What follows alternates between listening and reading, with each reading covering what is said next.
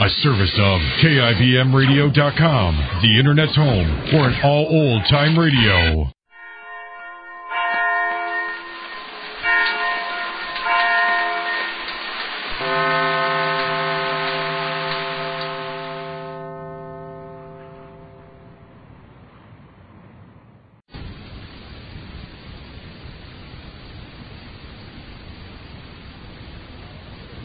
And now, the Goldbergs. The character of a person's mind and heart can be rebuilt block by block and stone by stone if the architect knows where the faults are. And yesterday evening, as Sammy Goldberg walked home with Sylvia from the strangest picnic he'd ever been on, Sammy saw for the first time what Dr. Cater had been driving at, that despite what Sylvia said, despite the things she did, her real desire was to find someone who could help and protect her. And this morning, as Molly gets breakfast and does a little ironing, she's thinking about Allison and his troubled daughter. Rosalie, dear, just see that everything is on the table correctly. Papa shouldn't miss anything when he comes to sit down on the table for breakfast. I know, Mom. And hereafter, Rosalie, please don't do as heretofore. What, Mom? If anything needs special attention, let me know a little beforehand. I can iron that, Mom. That's not the question. Not the point. Not the question. If I'm ironing, if you let me do something for myself once in a while, Ma, then, well, I'm here. Let me do. Turn out the light in the coffee dark. Let it percolate a little, just standing on the side. Mm-hmm. What's the matter, Sporty? What's the matter, Sporty? Leave Sporty outdoors, Rosalie. All right. But close the door gently before the whole house wakes up. Come on, Sporty. True. That's what I have to do here. So everybody gets up.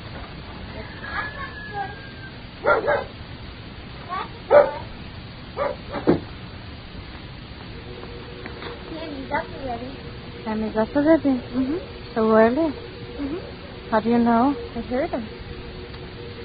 Oh, what'll be with that boy, but do you think that Dr. Kate is in love with Sylvia Moore? Not mine concern, Rosalie. He's too good for her.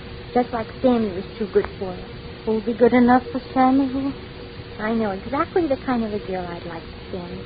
A girl like you, Rosalie. Mm-hmm. A girl like me, Mom. You'd like that, wouldn't you? Very much. Where will Sammy find a girl like you? He can't find somebody like me, then let him find somebody like you. You see? You see now how you're going from the impossible to the extreme impossibility, huh? What's the laughing?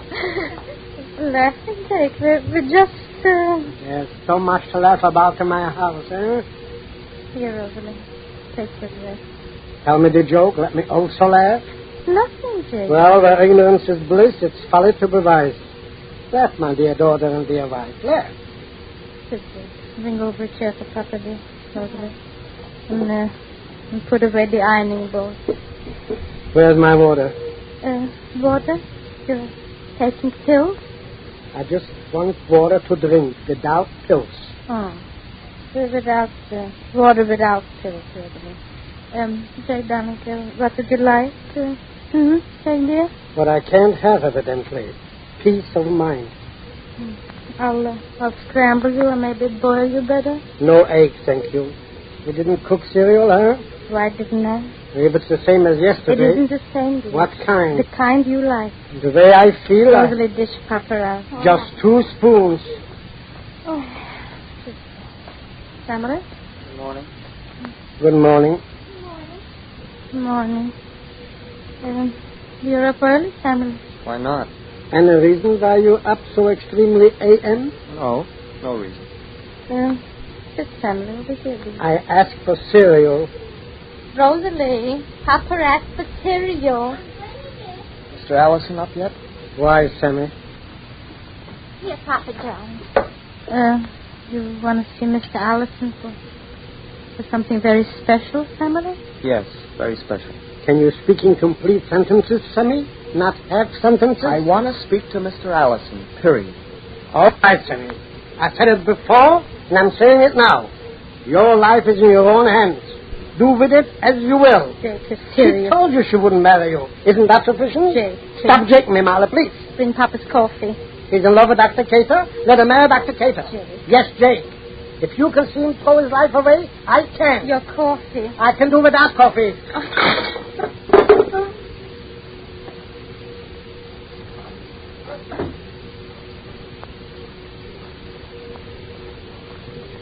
Yes, sir. Yes, sir. Should I bother you? Give me the roller. I just cannot bother you. Pass me the roller, said Regan. Now, look. Papa's nervous. Slightly nervous. Push over those wee mustard exactly there. Push over a little bit. Yeah. Just hand the sugar. Feed the bread. Please, Sammy. Please. Allison? Good morning. Morning. Morning. Push over a chair for Miss Allison. Miss Allison, I'll fix you something. Just some coffee, please. Yes, Rosalie. I didn't finish my breakfast yet. I have something for you to do, dear. You'll bring in while I fill out. Right. How do you feel this morning, Sammy? All right. Sylvia up yet? I don't think so. Mr. Allison. Yes, Sammy. I think you should go over to Dr. Cater and talk to him. I'm afraid, Sammy, that I'm not a young girl. I can't confide so easily. He doesn't want you to confide. Whatever he wants, I don't understand. All I know is that confusion leads to confusion. There's no way out. It's because you don't want to find a way out. Indeed I do, Sammy. But what can I do? No, she's in love with this Dr. Cater. I don't think she is. Your father says she is. Sylvia says so, too. But I don't think she is. That's too complicated for me. Sylvia is complicated. And you're the cause of it. Me? Yes. After all this time, after blaming and arguing, suffering, too, you turn out to be the real cause of everything. Is that what Dr. Cater says? What I say. That doesn't sound like you, Sammy. The key to whatever is wrong with Sylvia is in you. Are you becoming a psychoanalyst, too? No. It's a very easy way out, Sammy. Blaming me. Well, if that's what Sylvia thinks, I'm willing to take the blame. It won't be unusual. Children like to blame their parents. The parents are most often to blame. You speak as a child. However I speak, the fact is that if you care at all for your daughter, you should go to Dr. Cater and... And what can he tell me? You mean, what can you tell him? Me? Yes. Perhaps it's something you did once, Mr. Allison. Something you did, or thought, or caused. Something wrong that's made Sylvia what she is today. Well, Sammy, what kind of talk is this? I'm just telling you what I think. Think, Mr. Allison. Think back. What did you do? Think back. And don't tell me. Tell Dr. Cater. Yesterday, when Sylvia and I walked home from the picnic, funny picnic it was, too, she told me she was in love with Dr. Cater. And she said she wanted to love someone whom she would need. Someone who wouldn't need her. She wanted a protector, a rock to lean on. She wanted to be safe and hidden from the world. She thought Dr. Cater was the man. But that's only what she thinks. Sylvia wants a father, Mr. Allison. And in her mind, she has none. You don't seem to fit. But you're the only one that can fulfill the emptiness she lives with now. You're the one. And before you can do that, you have to confess, reveal, or discover what crime. Crime?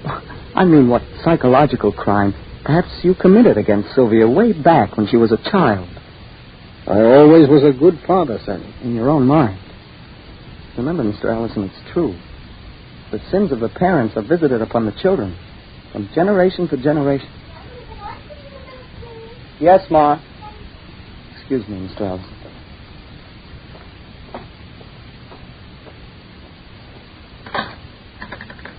Hello, operator. Get me Dr. Cater's office, please. Yes, Dr. Cater, Jr. And Allison thinks back and, sitting quietly, suddenly sober, not fighting back. What did happen so many years ago, and how will it affect Sammy's life and Sylvia's?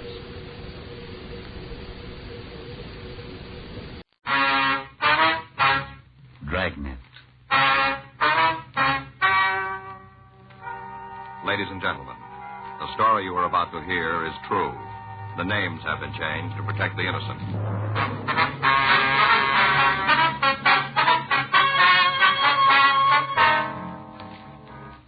You're a detective sergeant. You're assigned to robbery detail. 2 men have been terrorizing the tavern keepers in your city. In spite of your efforts, they continue to run free. Your job? Stop them.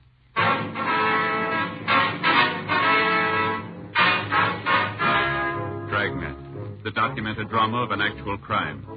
For the next 30 minutes, in cooperation with the Los Angeles Police Department, you will travel step by step on the side of the law through an actual case transcribed from official police files. From beginning to end, from crime to punishment, Dragnet is the story of your police force in action.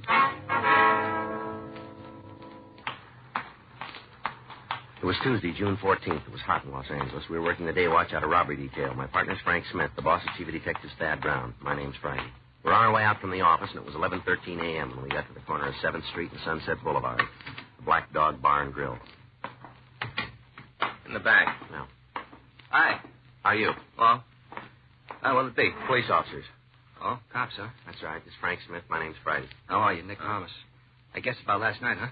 That's right. We'd like to go over a couple things with you. Well, sure. Can I get you anything? No. You mind if I have a cup of coffee while we talk? No, go ahead. Okay. Sure surprised me. What's that? Last night, I sure wasn't expecting it. Yeah.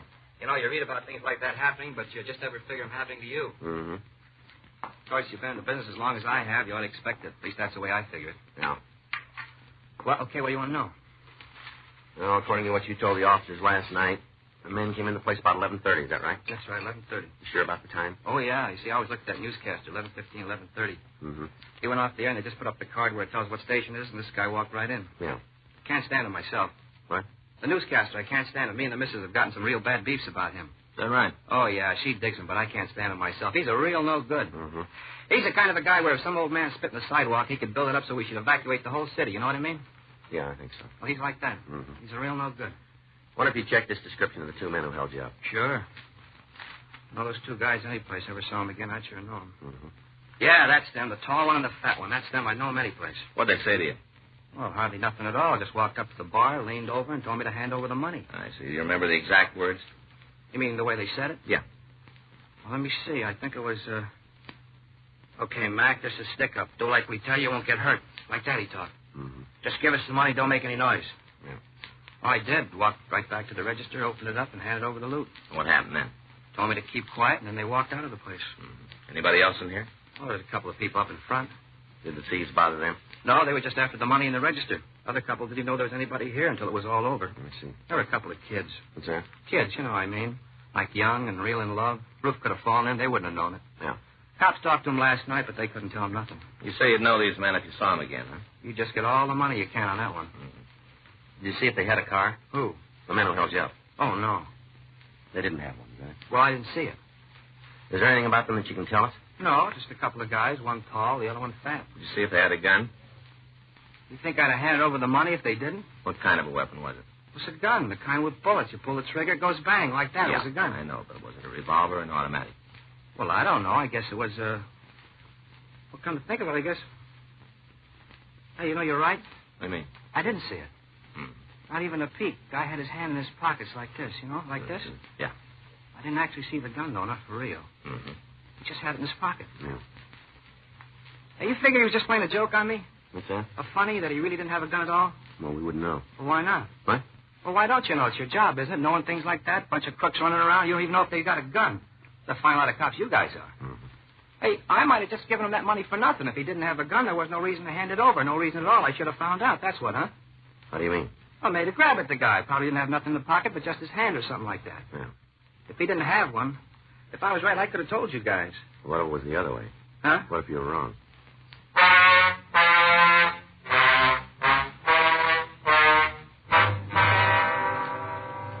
From the method of operation and the description of the suspects, we knew that they were the same 2 men who had staged 6 robberies in the past week.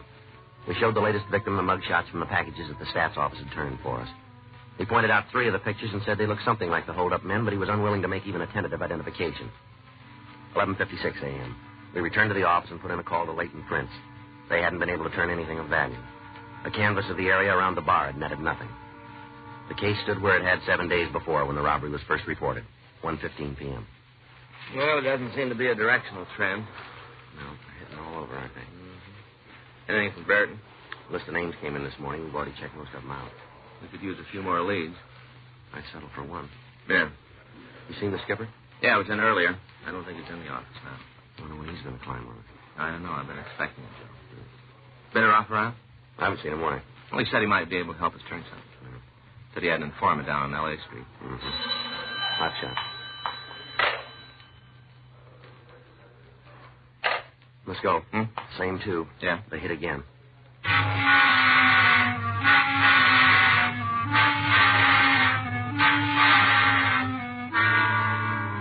Frank and I left the office and drove out to the scene of the latest robbery. It was a small restaurant located on South Spring. By the time we got there, a radio card arrived, and the officer was checking the area. You the cops? Are you? Are you more cops? That's right. That's what I thought. Other fella, he left. He said he was going to look for the crooks. He just went up the street. You want to tell us what happened? Held up, that's what. Held up. Yes, we understand. Did the officer get a description of the thieves? Sure, got it first thing. Said something about doing a broadcast or something. I'm not sure what he meant, but that's what he said. All right. You want to give us your name? Hector Pip. What's that? Pip. P-I-P. Like C. Uh-huh. Conan Doyle wrote a story about him. Pips. C, you know. Yep. Hector Pip. This is my partner, Frank Smith. My name's Friday. Sure thing. Now, what do you want to know? Well, would you tell us what happened, please? Better get on the ball. Can't stand around and waste time. Better get the fellas what did it. Mm-hmm. Came in, right through that door, came in and told me it was a stick-up. That it, just as plain as anything. Stick up. Mm-hmm. Said to me to hand over the money in the cash register. Over. How much was it? Well, I'm not sure. Must have been about $60, $70. I'm not sure. Did you see him when they left? Well, certainly. You couldn't very well miss him. Small place. Just stood here and watched him go. Watched my money go right out the door. Yes, sir. What I meant was, did you see him get in the car? No, I didn't. No, I sure didn't.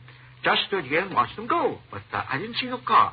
Was there anybody else in the place? Oh, there was one fellow. Where's he? He left. All excitement got into gear, and he left. Chintzy, too. Chintzy. What do you mean? Owed me for a piece of cream pie and a cup of coffee. Have you seen him before? No, a new face. He ain't from around here. Brand new. Did you hear either of the two men use a name of any kind? I sure did, yeah. You want to tell us? Do I have to? We'd like you to, if you will. Lard. That's what he said. Lard. Which one? The tall one, like a fence picket. He's the one. He called the other one Lard. No. But you said he used the name. Sure. But he was talking to me. Yeah. Well, look, is there anything else you can tell us about the men that might make it easier to identify them? No, just two fellas. One tall, thin, other one fat. Mm-hmm. Didn't have no reason to call me Lard. I've been on a diet for a couple of weeks. Eating those pills that swell up in your stomach. Mm-hmm. Well, I guess they work for some people. Just make me feel as though I had a sponge. Mm-hmm. Was there anything outstanding about the men? No. Not that comes to mind, no. They have a gun? Not right off. What do you mean? Didn't have one when they come in. Of course, I didn't know that. No, sir, I didn't have any idea, no. Mm-hmm. Got him now, though. Stole him with the money. What? 38 revolver and the 25 automatic. Took him.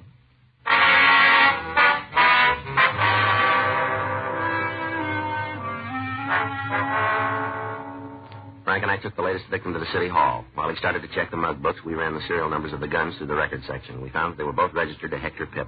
At 3:46 p.m., Frank came back to the office from the mug room. Joe? Back here. How's it going? Oh, well, he still hasn't found anything. What's he checking now? Coming out books. Had 4 or 5 more to go through. Did you show him the pictures the stats office turned? Yeah, nothing. Hi, we had been Hi, Walt. Mug room. looking for you. Yeah? Talked to a fellow down on Main this morning. Mm-hmm. Said he knows the guys you're looking for.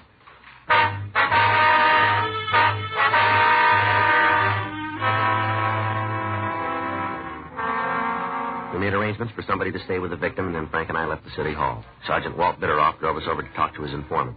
We found him in a cheap hotel on Wall Street. All right, Walt, come on in. Thanks, Angie. You get it? Yep. Here you are. They cold? Right out of the icebox. Yeah, thanks. These are the 2 guys I told you about, Angie. Oh, yeah. Hey, you want some cold beer? No, thanks a lot. How about you, Walt? Uh-huh. You don't mind if I have one? Well, go ahead. Oh, I must have had a good time last night. Yeah. I feel like they're 3 feet apart. Uh-huh. Nothing like a cold beer next morning. My girlfriend gave me some new glasses, like in the beer commercials. Yeah, nice. Sure looks good, doesn't it? Mm-hmm. Oh, yes, sir. That's what I needed. Funny. What? Funny about beer.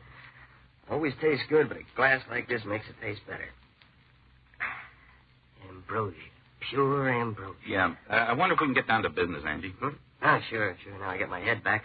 What can I do for you? You said you had some information on the two guys who were pulling these bar holdups. Yeah, that's right. I'd like you to tell Friday and Smith here about it. They cops? That's right. You're after fellas, huh? Mm-hmm. Won't tell you anything about setup? What do you mean? Well, anything you get, it didn't come from me. Yeah, they know that, Angie. Well, I gotta make sure. I remember something that helps you out. I forget it right away. You talk to me 5 minutes from now, I don't remember. Deal? All right. What about the guys? Yeah, they got in town a couple of months ago. Where are they from? St. Louis. You got the names? Yeah, part of them. What do you mean? Well, just what they're called, that's all I got. That'll do. Don't pay to ask too many questions, you know. Yeah.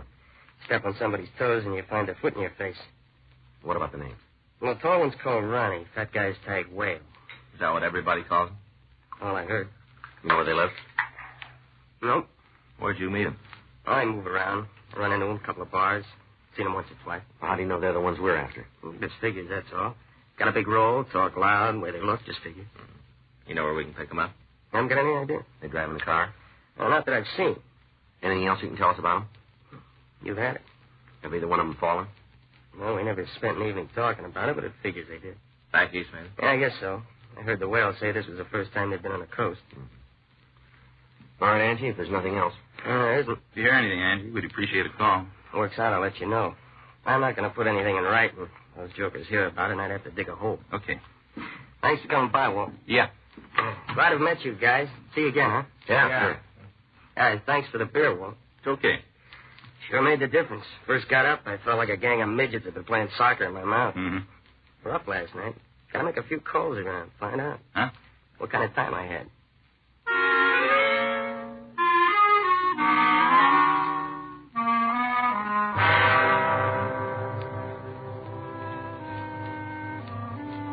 We returned to the office and sent a radiogram to the St. Louis Police Department requesting all information on anyone in their files who'd used the nicknames Ronnie or Whale. We checked the two names through our moniker file without result. The next day, Wednesday, June 15th at 5:26 p.m., we got word from the east. Here it is, Joe. St. Louis? Yeah, looks like they turned him. Let me see. Ronald Saba and Gerard Llewellyn. How about Muggs? Well, they're sending stand-ups right away. Should be here in the morning, then, shouldn't they? Yeah. All right, well, I'll get it.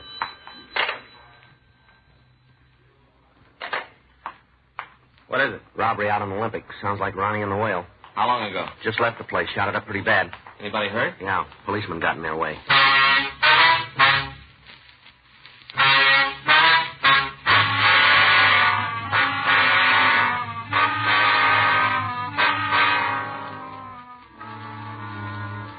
The Green Tree Cafe was located at the corner of Olympic Boulevard and Estrada Street. By the time we got there, an ambulance had arrived, and the wounded officer had been removed to Georgia Street Receiving Hospital. A felony car from Central Division had arrived at the scene and had started to search for the officer's assailants. We got the story from the bartender, Alvin Jaggers. Well, two guys come in, like I told you, walked right in, told me it was a holdup. How'd the policeman get shot? On the way out, it happened. After I give the guys the money, started to leave, Abner saw him, tried to stop him. You know the officer, do you? Yeah, he comes in once in a while. Him and his wife come in for steak sandwiches. Was his wife with him tonight? Yeah, I think she went up to the hospital with him. I think that's where she went. Mm-hmm. Anyhow, when Abner saw these two fellers, you know, the hold-up man? Yeah. When he saw him, he told him to put down the guns. Where was he standing? You mean Abner? That's right. Oh, he was up there by the door. Him and the missus was in the front booth, and the guys went right by him when they come in. Yeah. He was standing right up by the door, told him to put down the guns and give up. Now, did he have his gun out of the holster? Yeah. You know, he had a kind of aim like this here. Mm-hmm. I reckon he was afraid of the people in the place, you know, if he had to shoot or something. Mm-hmm. And these two fellers stopped by when they saw him dead in their steps, told Abner to get out of the way. Yeah. He didn't budge none, held his ground for sure. Him right there, and them here, see? Mm-hmm. Now, the tall one, he yelled that they was going to leave, and Abner shouldn't try to stop him. Uh-huh. And they started to walk outside, and Abner brought the gun up so as he could shoot at him. Yeah. Didn't make it, though. Shot him dead center right here, in the chest. After that, they run out the place, took off down the street. Did the officer shoot at him at all? Didn't have no chance. Guess he was finished before he started. Well, did the men get into a car? Well, if they did, I didn't see him. Too much going on. Did either one of these men use a name while they were in here? How you mean? Well, did they call each other by name? Now, let me think about that for a minute. Yeah, I think they did. What was it, do you remember? Well, after the shooting at Tall, when he turned the other fella and he said, "Come on, well, let's get out of here." Uh-huh. Which one of them did the actual shooting? I couldn't tell you that. What do you mean? Well, both of them shot about the same time. Wasn't more than a half a second difference. Bang, bang, real fast. Both about the same time. I don't know if they both hit Abner, but they both shot at the same time. You seen these men around before? You know, matter of fact, I have. They've been in here? Yeah, must have been 3-4 weeks ago. Mm-hmm. Come in with Georgia. I guess that's pretty good friend. Who's she? Regular customer, spends a lot of time in here. Drinks bangers. Rough. Mm-hmm. You know we can get in touch with her? Shouldn't be too hard. Hmm? She lives down next block.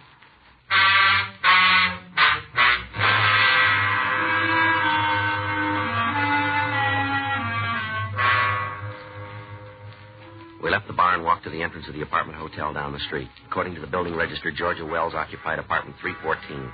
We rang the buzzer, and after a few moments, we were admitted to the building. The elevator wasn't working, so we walked up 3 flights. Oh, man, I guess I'm getting old. Yeah. Makes you wonder how far you'd get without all the modern conveniences. Huh? Yeah. This is it here. Yeah. Better try it again. Yeah.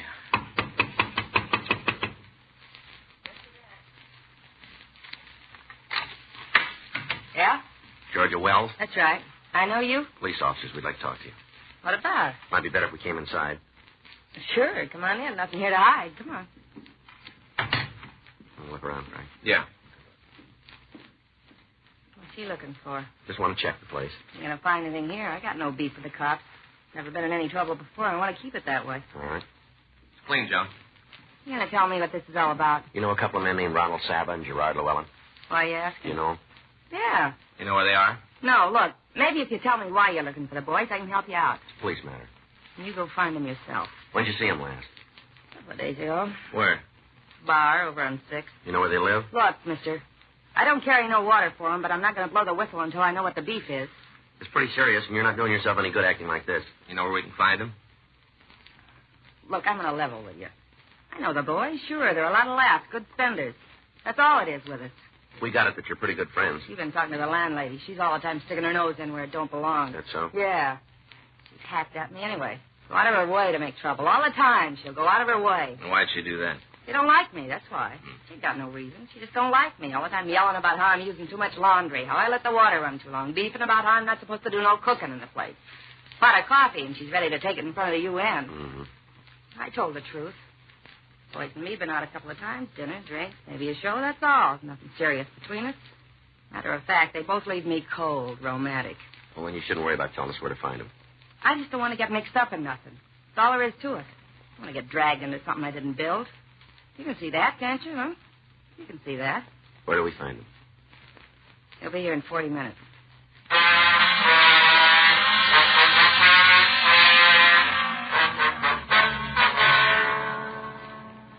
We put in a call to the office and told them where we were. We got out a local broadcast and an all-points bulletin asking 2 suspects be picked up. 5:52 p.m. We settled down to wait for the men. What am I supposed to do when they get here? Just keep out of the way. There's going to be no shooting, is there? Not unless they started. You just don't know anymore. What's that? You go out with a guy, nothing serious, few laughs, and you end up in trouble. Ever tell you what they did for a living?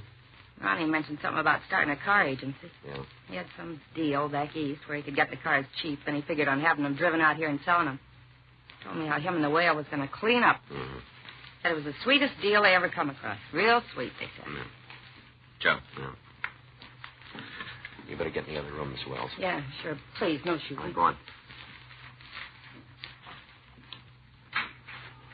Go ahead.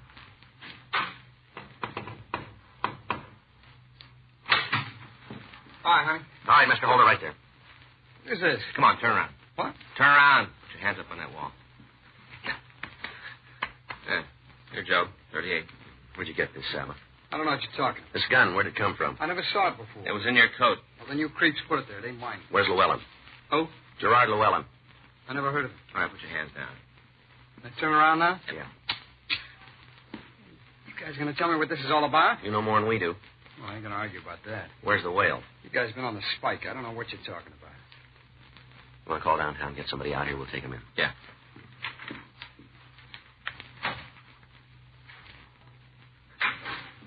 They got you, huh? You lousy bum. You finked on us. I had nothing to do with it. All right, take it easy. She told you, didn't she? Didn't she tell you where to get us? Doesn't make any difference. It does to me. All she ever wanted was a good time. All the time wanting to go to the best places. All the time with the expensive clothes. You lousy bum. That's all she is. All right, that's enough of that. You're not kidding. Go with me if I never saw her again. Be the best thing. Well, then you're going to be happy. Huh? That's the way it'll be.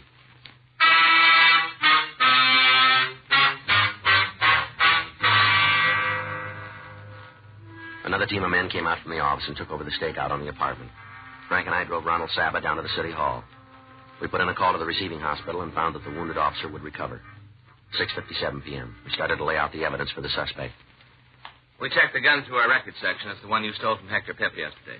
Mistake someplace. Yeah, but we didn't make it. You got nothing to hold me on. Nothing. 4 of the victims have seen your picture. They're willing to swear that you're one of the men who held him up. Bunch of creeps, that's all they are. The whole slew of them. Sure. Come on, where do we pick up your partner? I keep telling you guys, I haven't got any partner. I don't know what you're talking about. You want to explain the gun? I don't have to. I never saw that gun before. You guys turned it on me. That's what you say. Well, I say it ain't mine. You planted it. What about the victims? They made a mistake. It's happened before.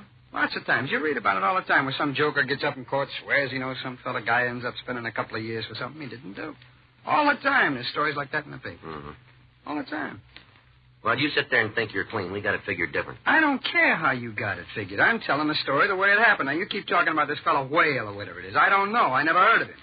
All these jobs you say I did. I don't know anything about them either. I'll get it. Oh, yeah, well, got a call from D. Lightner. Yeah, picked up the warrant. Yeah, he copped out, gave him the whole story. We're bringing him in now. Okay. Well, you just heard it, Saba. How about it? You want to make a statement now? Might go easier if you tell us. Get down here. All right, grab him. Come on. Sit down there. Come on, let me out of here. Let me out. Now on your feet. Get up.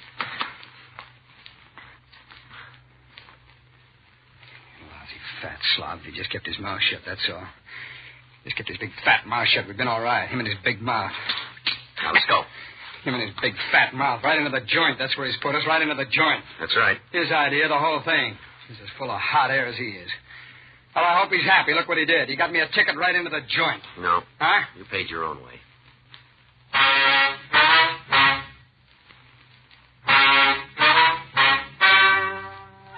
The story you've just heard is true. The names were changed to protect the innocent. On October 18th, trial was held in Department 94, Superior Court of the State of California, in and for the County of Los Angeles.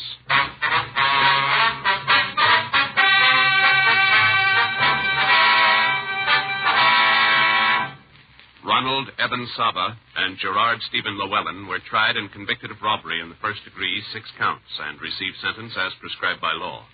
Robbery in the first degree is punishable by imprisonment in the state penitentiary for a period of not less than 5 years on each count.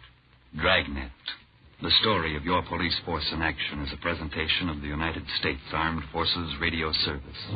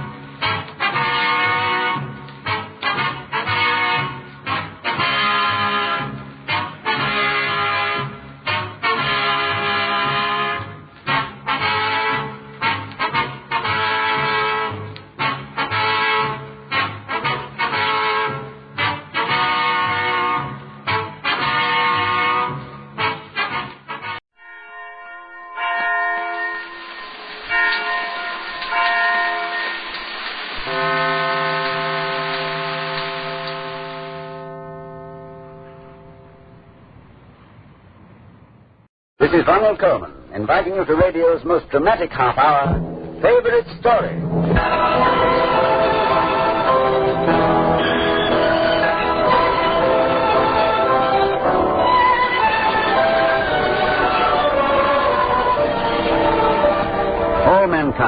loves a good story. I guess the business of storytelling began when the first ancient hunter told his fellow cave dwellers of his hunting and fishing exploits.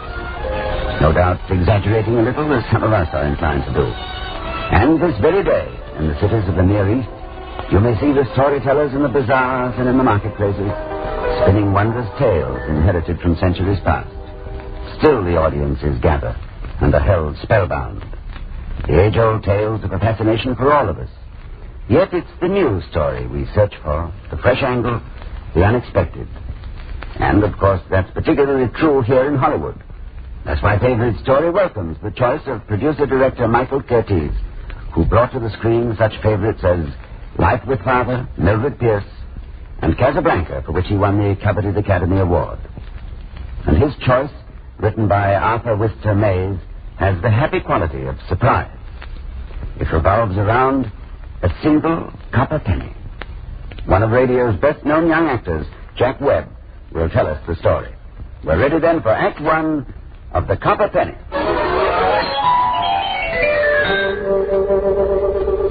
Look, get this straight right away. I'm not the kind of a guy you'd invite over for dinner to meet your eligible daughter. I'm a broken-down newspaper man who couldn't hold a job in any city bigger than a cow pasture. So, I'm back where I began. Wilmot, Ohio. Believe me, brother, you need better than 20/20 vision to find this burg on a map. Wilmot, Ohio. Just a minute. Hold it, will you? Let's cut out the hearts and flowers, huh? If that's supposed to be a musical description of this town, you've got the wrong place, mister. Tell me, where do people get the idea that just because a town is small, that means that nothing goes on but prayer meetings and nature being lovely? We've got almost as much corruption as a big city. Well, you got the idea. I'm the cold potato you couldn't squeeze a tear out of. I knock out copy for a punk little newspaper in my hometown, and nothing affects me. Nothing. Excuse me a minute, will you? Yeah, this is the newspaper. This is Jack Hudson. If you got any news fancier than a long social, I got a pencil and an open mind, so what's your story? Oh. You're kidding. Oh, that's awful. That's terrible. I guess that's the worst news you could give me in this town. What? Sure, we'll write it up. I don't know how exactly, but I'll get out the story. The story. And I gotta write it. So you put a sheet of paper in a typewriter and... What do you say? You can't say it. Shakespeare and Ernest Hemingway rolled together couldn't say it. How's a man gonna write something about this and put it next to the ad for the meat market? All you can do is remember. About Ben and a penny in the courtroom. And suddenly your memory begins to do nip-ups. And you remember when you were a kid and you walked over to the library and met Ben for the first time. Hello, son. Is this what they call the library? That's what they call it. What do you sell here? Sell? Why, we don't sell anything. Yeah? Well, what's the deal? Why don't you walk around and just see what strikes your fancy? I'm not sure I want to. Door opens both ways. You can come in or out anytime you want. The guys that hang around the railroad yard say anybody comes in here is a sissy. I wouldn't want any of them to see me in here. That's so. Well, maybe they've got a point. I guess a library's not a place for a man who uses a fist all the time. Railroad yard's a good place to exercise your muscles. In here, lad, we exercise our souls. You're sort of crazy. Yeah. I've heard that said before, too. Now, come here a second, boy. Let me introduce you to a few other maniacs. On this shelf, we have a young fellow who was plumb out of his mind. He was Shakespeare. One of these fine days, you ought to meet him face to face. Right now, I think you ought to meet another crazy fool. You're, about 12, I'd say. Right? 12 and a half, going on 13. Mm-hmm. Young fella, shake hands with Mark Twain. Whole bookshelf here, designed for 12-and-a-half-year-olds. Going on 13.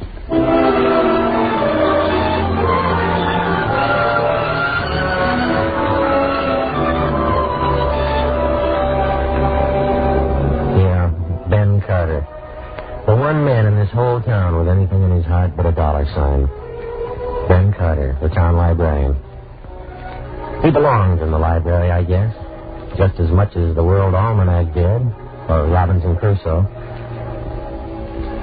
Ben had a way of leading you to something when you were ripe for it.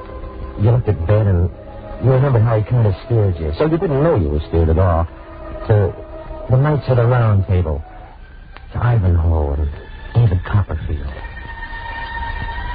And suddenly, life stopped being narrow and small-towners. Suddenly, your mind expanded beyond the railroad yards.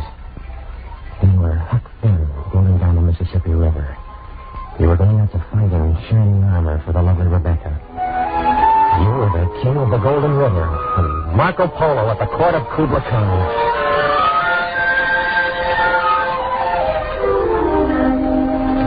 Maybe that's why I always wanted to be a writer, but I never was.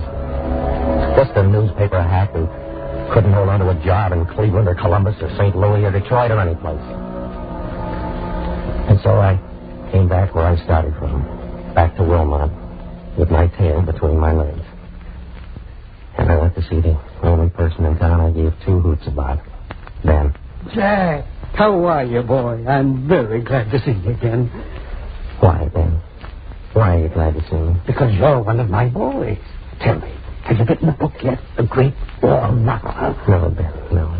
I haven't written anything. Just traffic accident reports and obituaries, and I didn't write them good enough to hang onto a job. I've been canned all over the map. I'm a big nothing. Oh, not with what you've got inside your head. Jack, you need me help. Can I do anything? Thanks, Ben. Thanks a lot. I got my old job back on the local paper. Oh, that's fine. It'll be good having you back in town. Even though I'm a big flop? Oh, no flop. You don't have to go running 1,000 miles away to amount to anything. Why, look at me. I'm a long way from being the Librarian of Congress or anything else worth a second look, but along comes today. And you know what today is? What, Ben? 40 years that I've been here as librarian. And they're going to celebrate. The town's giving me a banquet tonight with all the trimmings. The mayor, the head of the Chamber of Commerce. Why, look at me, son, and stop moaning. All my life I've been a big nobody, too. But tonight, I'm the toast of the town. I'm glad you're here. You've got to come to that banquet.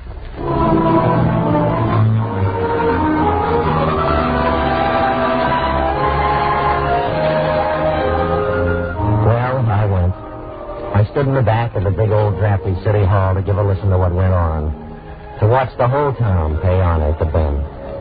Arthur Henderson, the head of the Chamber of Commerce, got up and banged on the table.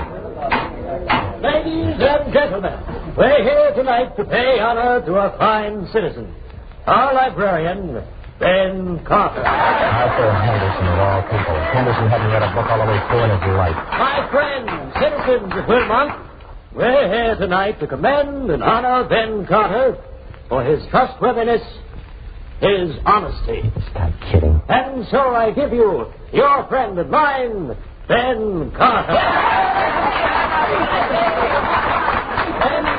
Ben, as president of the Chamber of Commerce, I am proud to present you with this plaque to Ben Carter for 40 years of honesty. Now, don't just stand there, Ben. Say something. All I can say is... Ben, don't run out like that. We want to hear a speech from you. Where are you going, Ben? Don't let him go, folks. I guess we should have expected this. The old fellow's just overcome by emotion. Overcome by emotion, my left elbow. What's the matter with you people? Don't you have any sense? Why don't you give him a plaque for brushing his teeth or combing his hair? To Ben Carter, in grateful appreciation for combing his hair every day. I don't understand. No, you wouldn't. This town doesn't deserve a man like Ben Carter.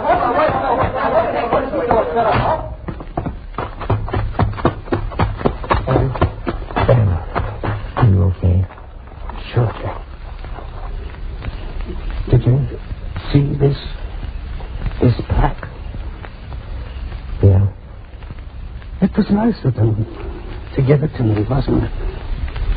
Look at what it says. It says, To Ben? I guess I was wrong this afternoon, boy. Meet another big nothing.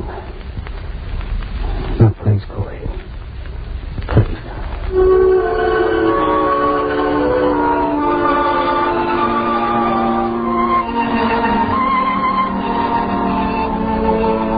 40 years of lighting candles in people's minds, and all they could honor him for was his honesty. I guess Ben didn't sleep much that night, and the next morning he walked around the library half in a daze. And then he heard the door open and went back to the desk. Morning, Mr. Carter. Oh, hello, Mr. Elwood. How's your daughter? Oh, much better, Mr. Carter. She enjoys Little Women. I finished reading it to her this morning. Made her cry. Oh, there. What's wrong? This book was due yesterday, the 27th. This is the 28th. I guess I will find. But that's just a penny, Mr. Elwood. Here you are. Thank you, Mr. Elwood. Come again. Glad your daughter's better. Alone again in the emptiness of the library.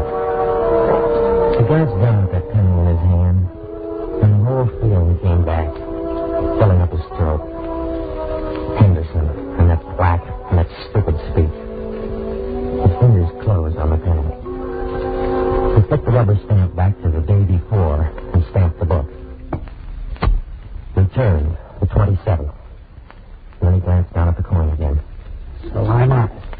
Why, I'm as much of a criminal as the Billy the Kid or the James boys. And then slipped the penny into his pocket. You wouldn't think a single penny could raise a ruckus, would you? But it did. It turned this whole blasted town inside out. A penny. A single copper penny.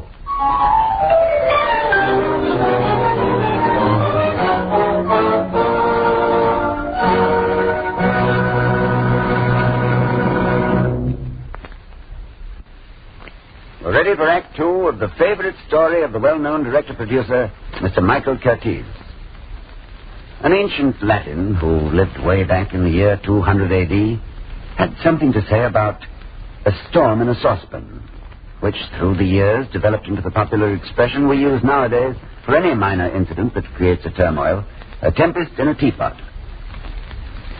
In the little well-remembered library, a man with a soul has stolen a single penny. And we hardly need a barometer to know that in the little teapot town of Wilmont, a tempest is brewing. Here's Act Two of The Copper Penny.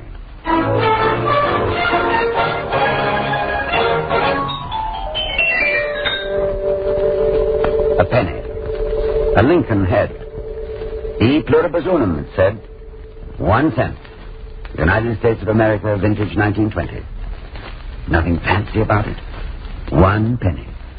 Good for weighing yourself, or buying a stick of gum, or for keeping a book called Little Women 1 day extra. And not much else, unless, of course, you have a barrel full of them. Wilmont's a small town, and nothing much happens there. But that afternoon, they had their first big story since the courthouse burnt down in 1902. All right, everybody, quiet down. No reason to get excited. What's the story, Sheriff? There's been a murder, that's all. Old man Highgate's dead. I know it. All right, clear out of here, everybody. When did it happen, Sheriff? Coroner says about 2 hours ago. Sheriff, if Highgate's been killed, I know who did it. You do? Who did it? Well, I live right next door to Tim Elwood. I don't like him. Spends all his time with his nose in a book. What about him? Well, old man Highgate came by last night to collect the rent. I guess Elwood didn't have the money, and there was a big argument. Elwood told Highgate to shut up, that his daughter was sick. Highgate kept on screaming. Then I heard Elwood say, "You get away or I'll kill you." Well, thanks a lot. I needed a piece of information like that.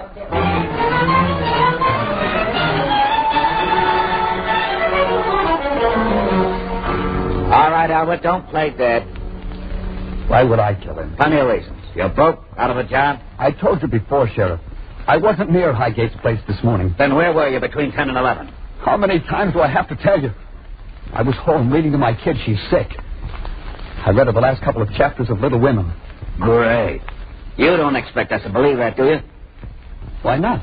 Okay, so you were reading. Did you go out at all this morning? Yes, about 20 after 11, I walked over to the library and returned the book. That'll be easy enough to check on. What was the name of that book again? Little Women by Louisa May Alcott. I think I'll go visit the library, Elwood. Just like you did, eh?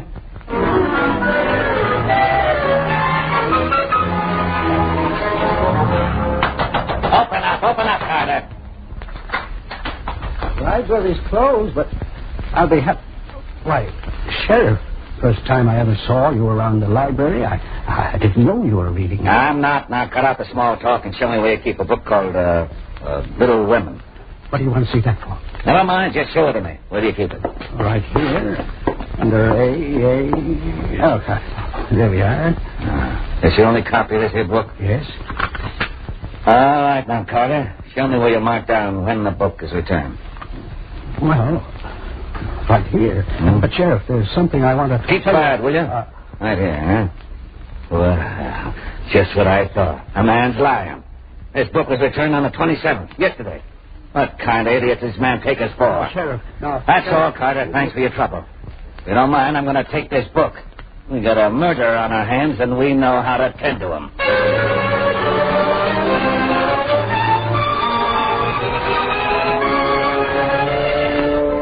Well, Ben just stood there, with the inside of his head like a merry-go-round. I guess this was the first time Louisa May Alcott got mixed up in a murder. He looked all around him, and for one time in his life, nothing on the bookshelf seemed to be of any help. Not Emerson, not Whitman, certainly not Edna St. Vincent Millay. Ben suffered a lot, suffered in silence in the weeks that followed, not knowing what to do. Everybody in town was there in that courtroom to watch the circus. I remember seeing Ben slip in quietly, not saying a word to anybody. He'd put on his best black tie, knit muffler. I knew he felt inside him that he was on trial. He hardly seemed to be breathing there on the back bench. I tried to catch his eye, but he just stared forward. And then the judge came. The Randolph County Court is now in session. We shall continue the case of the state versus one Timothy Elwood. All right, Mr. Prosecutor. Will Timothy Elwood take the stand? Do you promise to tell the truth, the whole truth, and nothing but the truth to help you God? I do. Sit down, please. We have already heard from our former witnesses that you outwardly threatened the life of the late Jeffrey Highgate, that you owed him a considerable amount of money. Now, Mr. Elwood, we should like to establish your exact whereabouts on the morning of the murder. Where were you on the morning of March 28th of this calendar year? I was at my home, 326 North Sycamore Street here in Wilmot. I see. Now, according to the testimony of the county coroner, the murder of Mr. Highgate occurred between the hours of 10 and 11 of the morning of the 28th at the Highgate home, a mile and a quarter distant from yours. Exactly where were you? What were you doing at that time? My daughter's been ill for some time. I was reading her a book. A book? Would you tell us the name of this book, please? Little Women by Louisa May Alcott. I see. Did you own this book personally, or had you borrowed it from the library? It was a library book. Your Honor, my daughter could tell you that I'd read her the last few chapters that morning, but she's very sick now in the county hospital. You've got to believe me. I didn't do it. I didn't do it. I didn't do it. Silence in the court. Silence. Silence. There will be no further emotional displays, if you please. Answer the questions at hand. Continue, Mr. Prosecutor. Thank you, Your Honor. Mr. Elwood, you claim you finished reading that book on that morning. Yes. What did you do with the book then? About 11:15, 11:20, I walked over to the library and returned it. On the morning of March 28th? Yes. Your Honor, I should like to introduce into the testimony of this trial Exhibit A, the book in question. Mr. Elwood, to your knowledge, is this the book? The book you returned on March 28th? Yes. Yes, I think it is. Mr. Elwood, would you open the book and read aloud from the borrowed and return slip in the back of this volume the date that it was actually returned? March 27th. Your Honor, I have something important to say. Mr. Carter, You're out of order. Maybe I am, Henry. I mean, Your Honor, but the whole thing's out of order. Ben, if you've got some evidence to submit, do it through the proper channels. The prosecutor will call you as a witness. It can't wait for all that. Now listen to me, everybody. Tim Elwood's right. That book wasn't returned until the 28th. But it says the 27th. I changed it. I deliberately changed it. Changed it? What for? I changed it. I changed it, Your Honor, so that I could stay on the fight. What did the fine amount to? The book was 1 day overdue. The fine was a penny.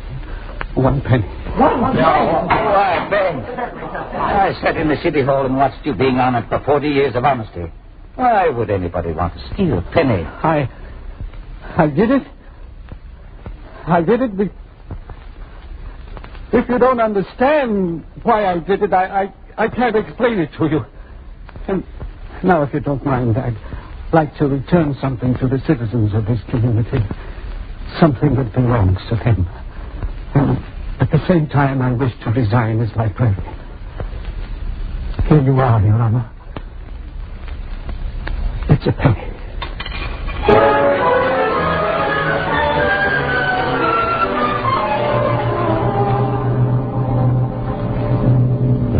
Story? Well, Tim Elwood was released. Some tramp finally confessed to the killing. And Ben, he never went near the library again. You know, some people pine away because of a gal. I guess Ben got a broken heart, too. He missed the great, wonderful living warmth of that library. He missed helping out the 12-and-a-half-year-olds, going on 13. They just called me up to tell me that Ben Carter's dead. And how can I write this story? How can I put down a cold obituary about a guy like Ben Carter? Can't be said. Maybe we'll just print it this way. An editorial on the front page. When we were very young, we suddenly sailed beyond the limits of this town. The whole world suddenly belonged to us because of very... Oh, no. No good. Can't say anything fancy about Ben. Not even Shakespeare. Yeah. Shakespeare didn't say something. I see. Here in Hamlet. Yeah, here. We'll print this.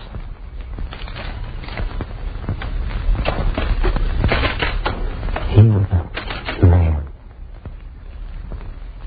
We shall not look upon his like again.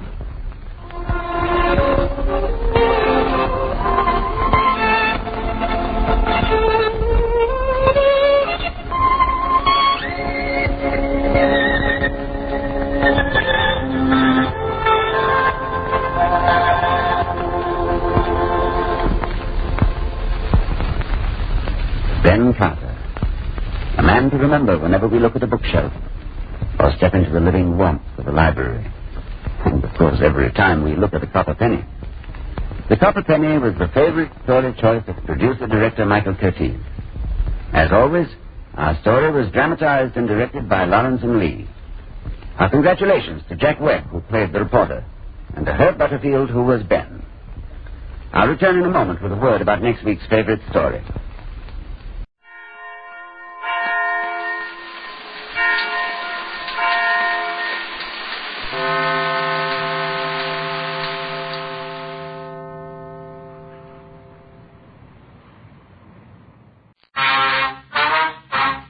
Dragnet.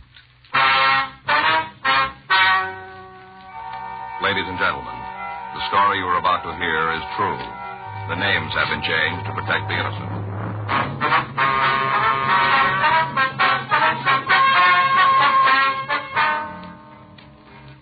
You're a detective sergeant. You're assigned a juvenile detail. A woman reports that a teenage boy has been stealing food from her home. She says she's seen him several times. Your job? Check it out.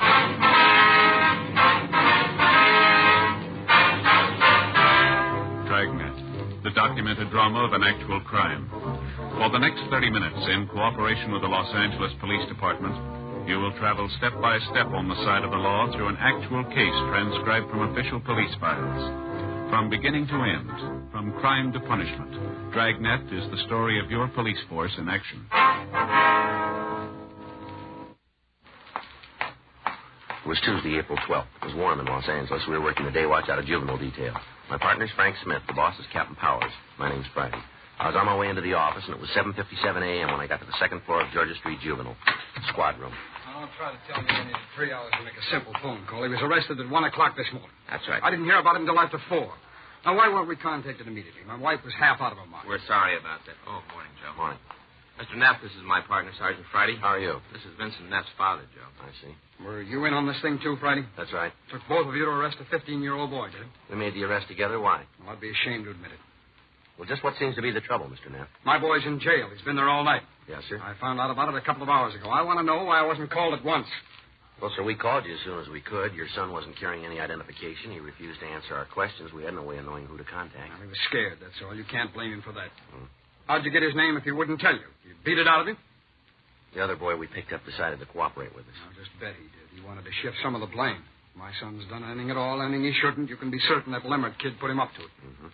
Vincent doesn't even know what this is all about. You've talked to him, have you? Certainly. Says it's a mistake, the whole thing. Sure. Oh, I suppose the police don't make mistakes. We make them. I'll say you do, and you pulled the beauty this time. It doesn't look that way to us, Mr. Oh, don't tell me how it looks. I know my son. I know when he's telling the truth. He says this is a mistake, and I believe him. Well, it's natural, I guess. No, I'm not going to make any wild threats or try to go over your heads, but I want that boy released, and I want him released at once. Sorry, sir, we can't do that. I'm being just as patient as I can with you, Sergeant.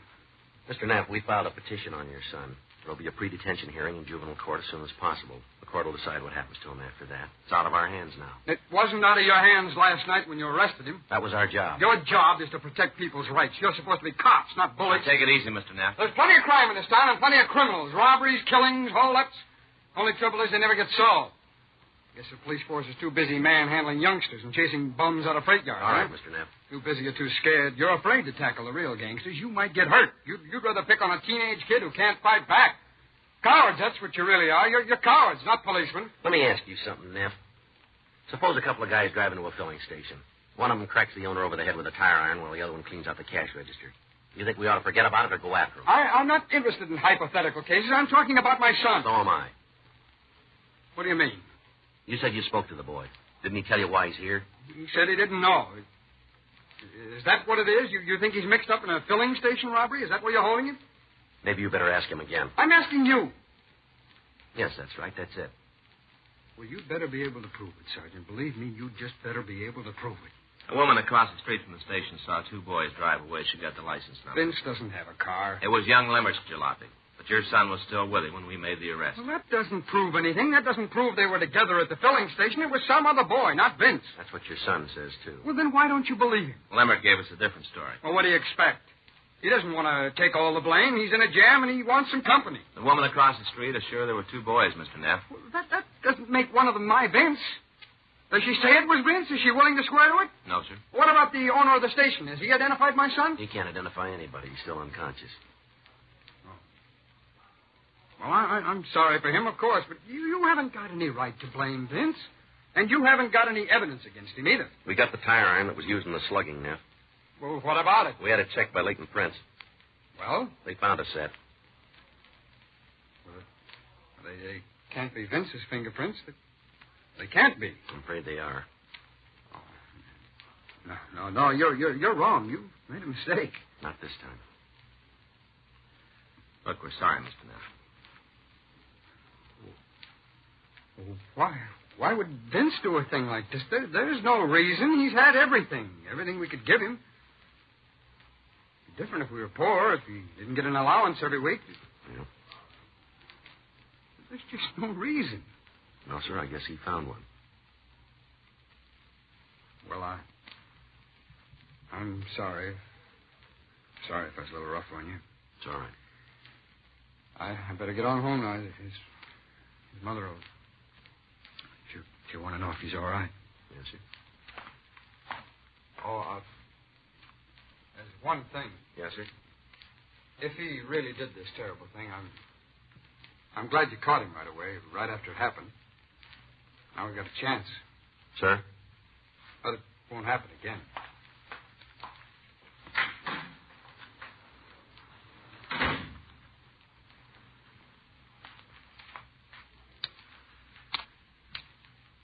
What do you got there? Oh. I didn't realize I still had it with me. What is that? Well, it's one of those puzzles with numbers. You move around, try to line them up. Oh. The kids brought it home last night. I was showing them how to work it. Guess I stuck it in my pocket. Mm-hmm. It's real easy, Joe. There, see? I got them all in order. One.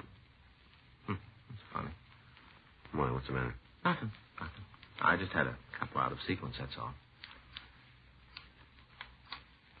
Well? Well, give me a minute, can't you, Joe? You got 3 numbers in the wrong place. Look, now. Joe, I can't work the puzzle when you're watching me like that. Oh, that's it. I get it. Juvenile Friday. Yes, ma'am. I see. Well, do you know the boy? Will you give me your address, please? All right. I have it. What? Yes, ma'am, we would. Will you be home? All right. Thank you very much. Lady up in the Hollywood Hills. Yeah?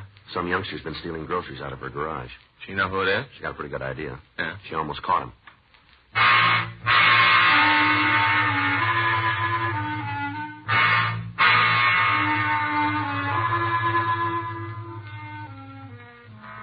Frank and I left the office and drove out to a hillside address on Edgewood Drive, 2 miles north of Hollywood Boulevard. It was 9:17 a.m. when we got there.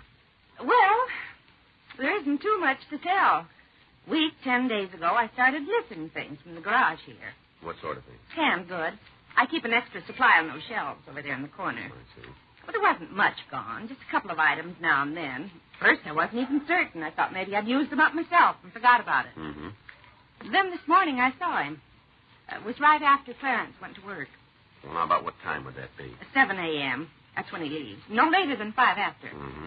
I was doing up the breakfast dishes, and I heard somebody fussing around the garage. By the time I got to the back door, he was sneaking off across the yard. I gave a shout, started after him. What happened then? I guess my yelling kind of took him by surprise. Anyway, he turned around and dropped the stuff he was holding. He sure didn't wait to pick it up, though. He started off as fast as his legs would carry him. He headed up the hill there. That was the last I saw of him. Well, now, just what was it he dropped, Miss Roman? A couple of cans of my groceries and a big paper bag. That's it there on the stool there. Mm-hmm. I looked inside. Maybe I shouldn't have, but I thought it might be some more of my canned goods. That's all right. What do you got, Joe? Books. Huh? Books here. Huh? Theoretical Physics, Principles of Dynamics, Frontiers of Molecular Structure. Couldn't make head nor tail of them myself. Must be something he's studying. Yes, ma'am. His name in him? No. No, they're all from the Hollywood Library. Mm-hmm. One of you tell us what he looks like, Miss Roman. Yes, I guess so. First off, I'd say he looks like books. Does it? You know, the studying Oh, type. yes, I see. Sort of thin and pinched. Mm-hmm. Blondish hair. Light complected. About how tall is he? 5 feet 6 or 7. Might look taller than he really is on account of being so thin. Mm-hmm. About how old would you say he was? 15, 16, somewhere in there. Just a youngster. Did you notice his clothes? Hat on, pants looked pretty worn. And the sweater. What about the color? The sweater was blue. Pants were too faded to tell. Uh-huh. Now, I want you to understand one thing, Mr. Friday. Yes, ma'am. I'm not real upset about him taking our food. If he needs it, that is. It just seems to me there ought to be a better way of going about it. Nobody has to steal. Yes, ma'am. Is today the first time you ever saw this boy, Miss Roman? Oh, no. I've seen him a couple of times before. 1 or 2 mornings he walked past the house on his way down the hill. Other evening I saw him heading back up.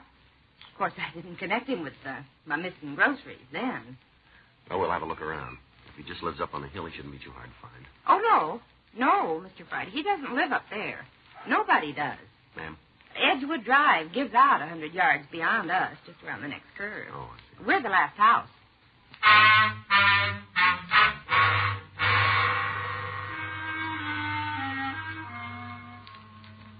"9:32 a.m. Frank and I left Mrs. Roman. We drove up to the end of Edgewood Drive, and we got out of the car. Well, she's right, Joe. What's that? No place for anybody to live around here. I think you were way out in the country. Yeah. Frank? Huh? Over there, halfway up on the slope. Where? See? Right behind that tree. Oh, yeah. What's it look like to you? I don't know. Oh, I guess. Why? Maybe that's where he set up housekeeping. Huh? What are you talking about, Joe? Well, didn't you ever try it when you were a kid? Try what? Hiding out in the cave.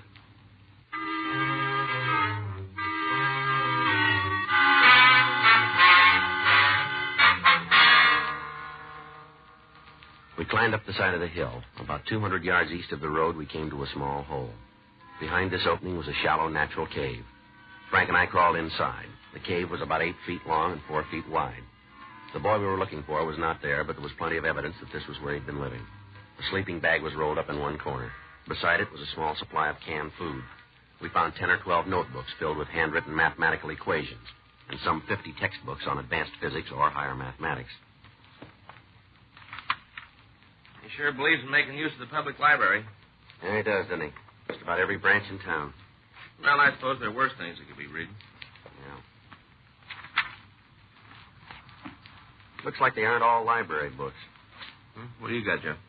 There's a couple here with book plates. Huh? Owners' names in them.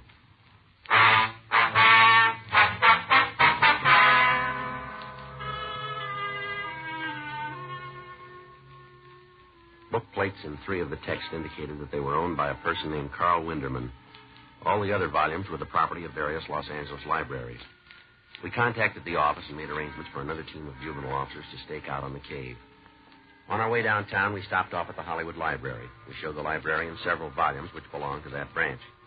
Her records indicated that the books had not been checked out. She had no idea who had taken them or when.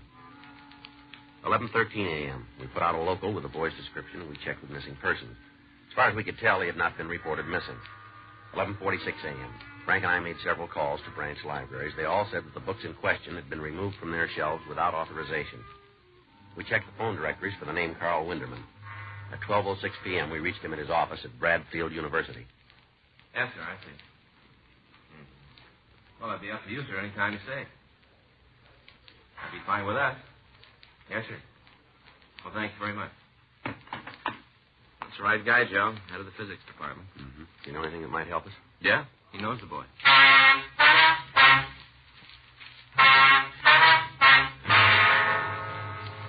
4:16 p.m. Frank and I drove out to the Bradfield campus. We met with Dr. Carl Winderman in his office on the second floor of the science building. Yes, I've talked to the boy several times. Mm-hmm. Did you know he had these books of yours? Of course, I loaned them to him. Oh, I see. How'd you happen to meet him, Doctor? It was here at the university. Yes, sir. He came to see me. He had read some articles of mine. He wished to discuss them. What's that? It was not presumptuous. He has a brilliant mind. Extraordinary. I see. And he also wished to inquire about enrolling. He asked about a scholarship. Mm-hmm. I tried to discourage him for a year or so at least. He's very young. Did he say how old he was? 18, that is what he told me. I'm afraid it is not the truth. About how old would you say he is? Perhaps 16. Do you know his name, sir? Peter.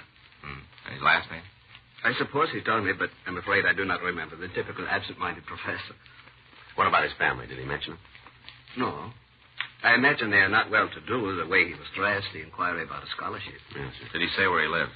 In Los Angeles, that's all. Mm-hmm. Wait, I think he did mention something about recently coming to California. Mm-hmm.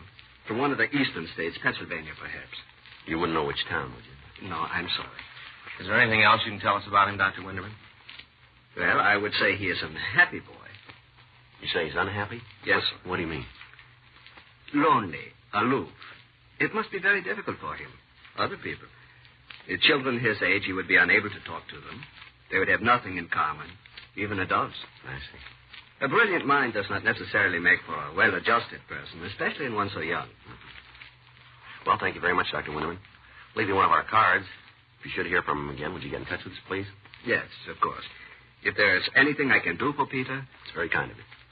Is he, in some kind of trouble? Well, we don't know yet, sir. I did not mean to pry. Forgive me. Well, the fact is he's been borrowing some books that don't belong to him. Books? Yes, sir, from libraries around town. To want to read, to want to learn. Is that such a serious crime? It does not seem like one to me. Yes, sir. And is that all he's done? Well, he's taken some other things, too. Food, canned goods. Yes, of course, I should have known. When he was here, I should have known. Beg your pardon? But it has been so long since I've seen one. What's that, sir? A boy who was hungry.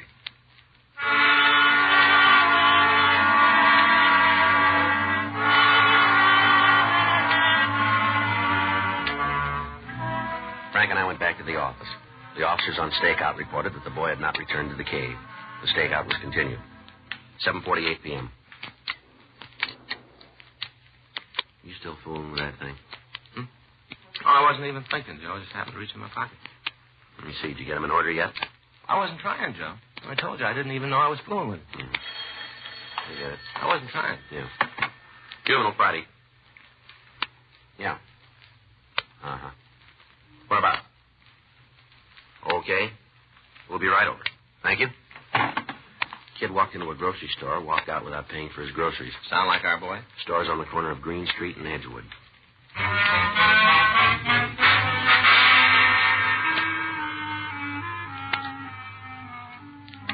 Frank and I drove out to the Huggin grocery store on the corner of Green and Edgewood. 8:17 p.m. We pulled up and went inside. I was waiting on another customer. I didn't pay much attention to him. Next thing I knew, he was sneaking out the door.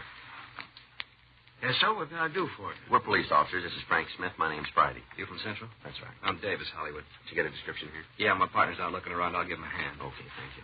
Say, will you take care of the report? Yeah, we will. Thanks. Now, this ain't no big robbery or anything like that. He was just a kid, you understand? Yes, sir. Could you tell us what he looked like, Mr. Huggin, Andy Huggin. There seems a sign on the window there. Yes, right, sir. Well, like I said, he was a kid. Mm-hmm. Teenage, about halfway. How's that?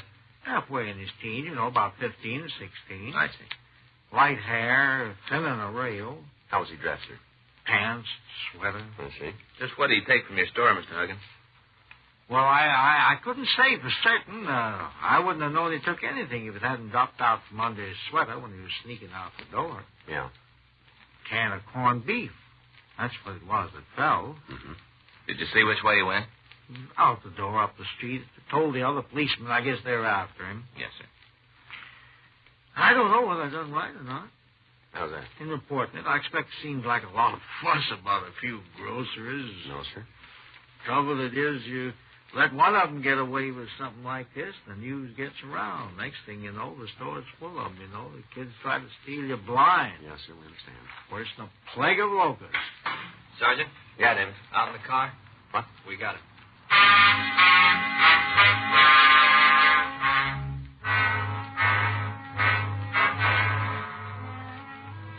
The patrol car officers had found the boy hiding in an alley a few blocks west of the grocery store. We transferred him to our vehicle and drove him down to Georgia Street. 9:46 p.m., we took him up to the interrogation room for questioning. Sit down, son. All right, now you want to tell us about it? About what? Well, let's start with your name. Huh? Well, Paul. Paul what? Jones. You sure about that, are you? I don't know my own name. Yeah, you should. Where do you live, Paul? San Diego. What are you doing in L.A.? Just looking around, that's all. Mm-hmm. What's your address, son? Huh? In San Diego. What's your address? I don't know. You know your name, but you don't know where you live. Tony moved to California a few weeks ago. You live with your folks? Sure. They have a telephone? Uh-huh. What's father's name? Bill. Bill Jones. How long you been in Los Angeles, son? Just today. Just today. Hitchhiked in this morning. Did you ever hear of a man named Carl Winderman? Who is he? Now, look, Pete, you're not doing yourself any good here. Did you hear what I said? My name's Paul. Why'd you steal that stuff from the grocery store, son? I don't know. What kind of an answer is that? You're in trouble, Pete. Serious trouble. Am I? All right, you won't tell us, we'll tell you. You didn't come to Los Angeles today. You've been here for a couple of weeks. You've been living in a cave up in the Hollywood Hills. Yeah? And this grocery store tonight isn't the first time you've gotten out of line. Why'd you take all those books, son? What books? Well, just shows you how much these college professors really know. Huh? Like that Dr. Winderman. He says you're a smart kid. You got a real good head on your shoulders. Well, Pretty poor judge of brains, isn't he? What, you know about it? Well, He's so far ahead of you guys. thought you never heard of him. All right, now, Pete, let's quit fooling around. Let's have it straight. All of it. What do you want? Your name isn't Paul Jones. Now, what is it? Siler. Pete Siler? Yeah. Where's your home? You found it. I didn't mean that cave, your real home. I don't know. I used to live with my sis back in Philly. Well, what happened? She got married, threw me out. What about your folks? They're dead. What the heck you doing? That thing. It's just a puzzle. Oh. You're supposed to line up the numbers, 1 through 15. Yeah? Here, you want to try it? Is that all? Just line them up? Sure.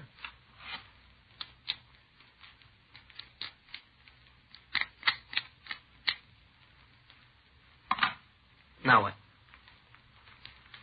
Oh, that's it, I guess. Oh. Why'd you come out to California, Pete? Wanted to go to college. Thought maybe I could study physics. Did you finish high school? No, not the history and English part. What do you mean?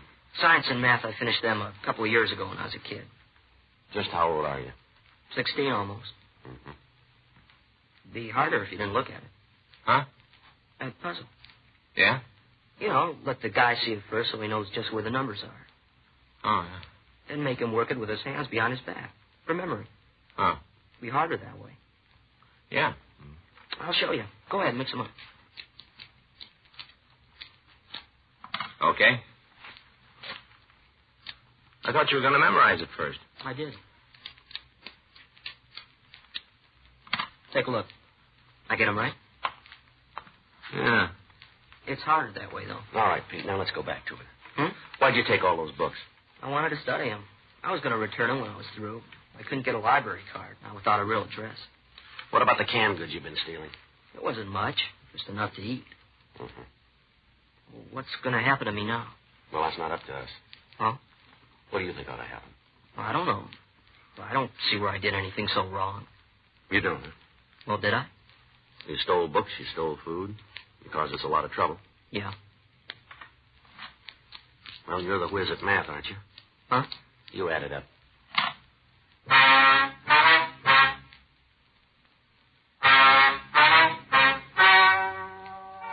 Ladies and gentlemen, the story you've just heard is true.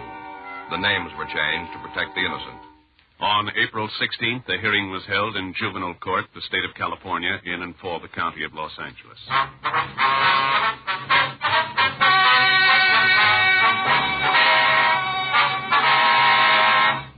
Peter Ellis Siler was made a ward of the juvenile court and was placed in a foster home. Through the efforts of Dr. Carl Winderman, he was permitted to enroll in Bradfield University as a special student in the field of higher mathematics and physics. You have just heard Dragnet, the authentic story of your police force in action, and starring Jack Webb, a presentation of the United States Armed Forces Radio Service.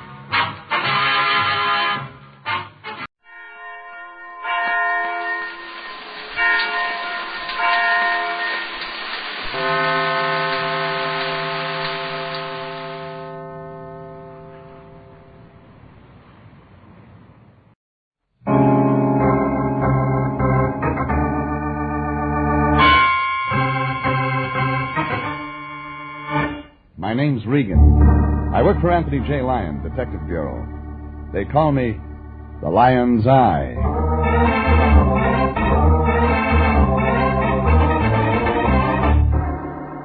Sunday at 8:30, and CBS brings you Jeff Regan, Investigator, starring Frank Graham as Regan, with Frank Nelson as Anthony J. Lyon.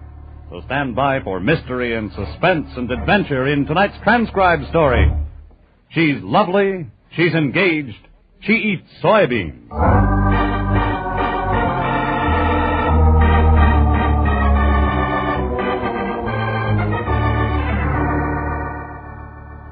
This one revolved around a beauty. The kind that drives some men mad, some to murder. Her name, last week, was Miss Fireworks on the 4th. But she didn't have to worry about catching on fire. Everything was insured. But there was somebody that didn't like her in a bathing suit, and a big guy that shot skeet and never missed. But once. I got a call from my boss, the Lion, last Wednesday morning before breakfast. Said he had to see me right away. When I got down to the detective bureau, the Lion was chewing slowly and holding a picture, Jeffrey. A photograph, to be exact. Chewing your cud, Lion? Wheat kernels, Jeffrey. Sunny fruit of Mother Earth. I saved some for your breakfast. Where's the marmalade? Don't scoff, my boy. These golden grains of patented wheat. Who's got a patent on wheat? It's Steve Albright. And this isn't just any wheat. It's grown only in a sun-splashed acre of alluvial soil, watered by a gushing spring of... have a kernel, Jeffrey. Thanks. It's the new miracle health food, my boy. If you're heavy, it slims you. If you're lean, it builds you up. And you need only 10 kernels a day. Here, have another. The picture, Fatso. Yes, the picture. Well, look what the wheat has done for this girl, Jeffrey. Wrong side up. Huh? Oh, yes. Ah, bathing beauty. Yeah, professional, my boy. It travels around the country doing... This. Yes. Yeah, but there's trouble afoot, Jeffrey. This lovely girl is in some sort of danger. What kind? That's your job, my boy. You must find out. Our retainer of $150 says you do. Who's Steve Albright? Her manager. He left me these pictures of the girl, and when I asked how she managed to keep her figure... He produced a sack of wheat and said, chew slowly. Something like that. What's the girl's name? Name? I guess I forgot to ask. You're right. Doesn't make any matter. Where do I find the Steve Albright? Yeah, I have the address right here. Oh, you're improving. Here it is. Now, give me back my picture and get right out there. Mr. Albright said this girl is a very valuable property.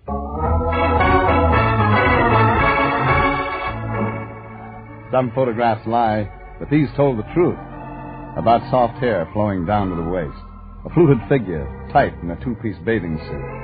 If you look real close for it. Now, who'd want to get a girl like this into trouble? But somebody did. It was afternoon before I could contact Albright. His office was in a small white stucco building back of the Sunset Strip. No elevators. The directory said Steve Albright, Massive Enterprises Incorporated, Suite 3. I found it. The door said enter. I entered. Regan, excellent. The office was one room, a desk, and... Steve Albright is my name. Perfect. Glad you got here so soon. Excellent. Glad to know you. Wonderful. You're thinking this is a small office, that Massive Enterprises is broke.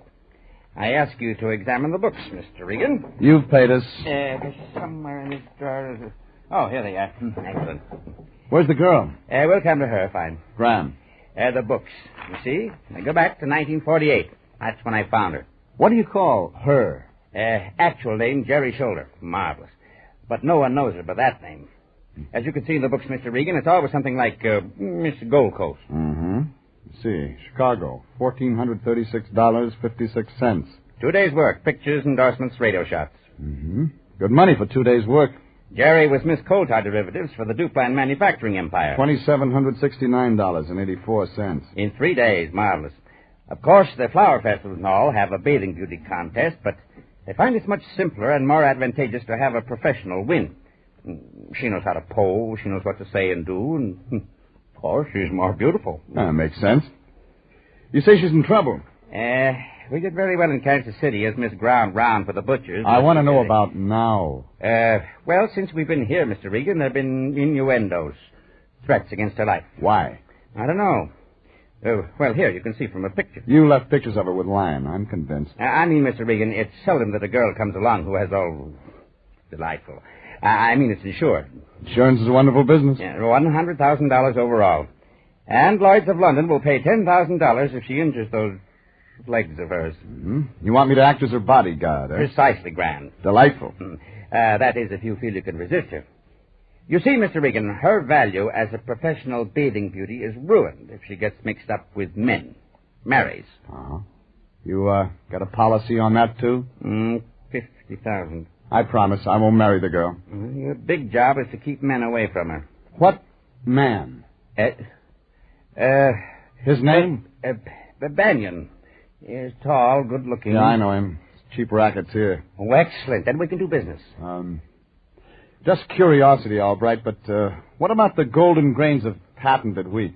Oh, that's just a sideline of our enterprise, Mr. Regan. Women wonder how Jerry Shoulder managed to keep what you see in this photograph, so we started a little health food business on the side. Yeah, another thing, if something happens to Jerry Shoulder, who gets the insurance money? Massive Enterprises. Which is? Me. I checked the insurance policies. They seemed genuine. I asked where I could find Jerry Shoulder and was told the beauty parlor. Where else? And that's where I headed, only instead of a parlor, it was a beauty salon. The doors were plate glass, the doorman, an electric eye. The plate glass swung out. I swung in.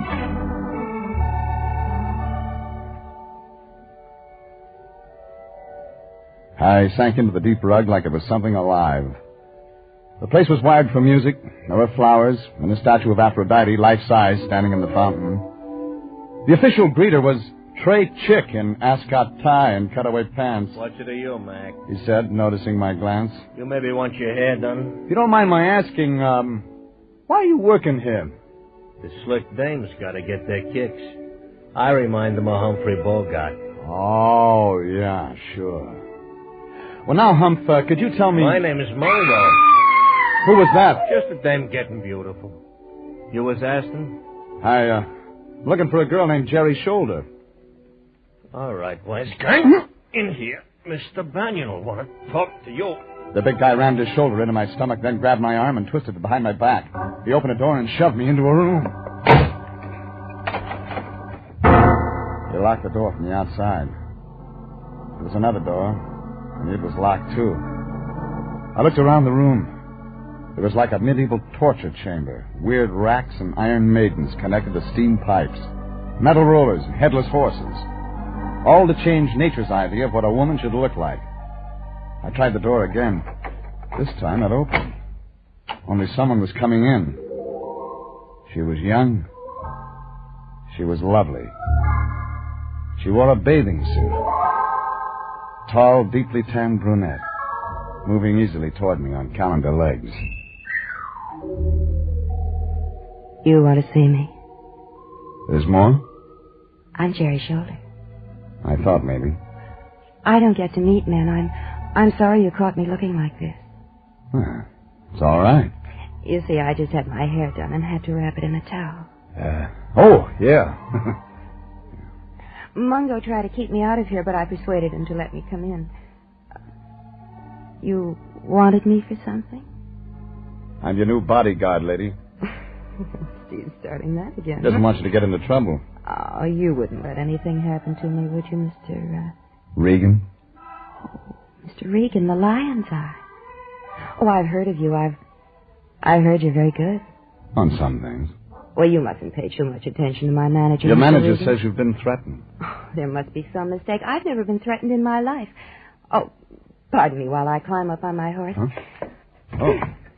There. Yeah. No, don't leave, Mr. Regan. Stay right here.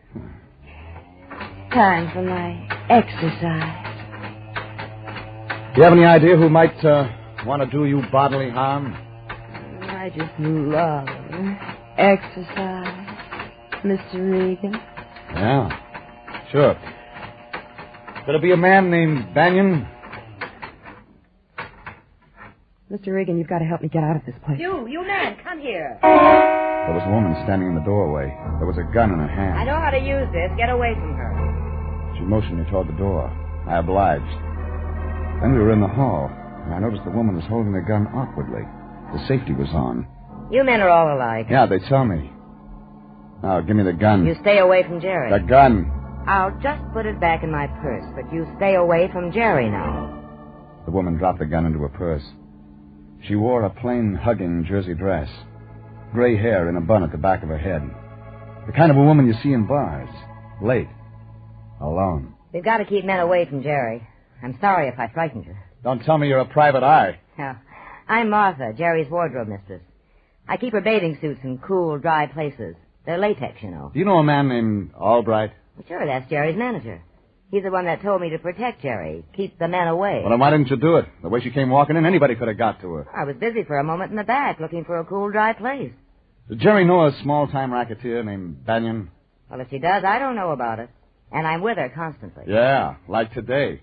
Oh, I'll bet you're Jeff Regan. Yeah, so Albright told you I was on the case. He huh? tells me everything, Mr. Regan. Mm-hmm.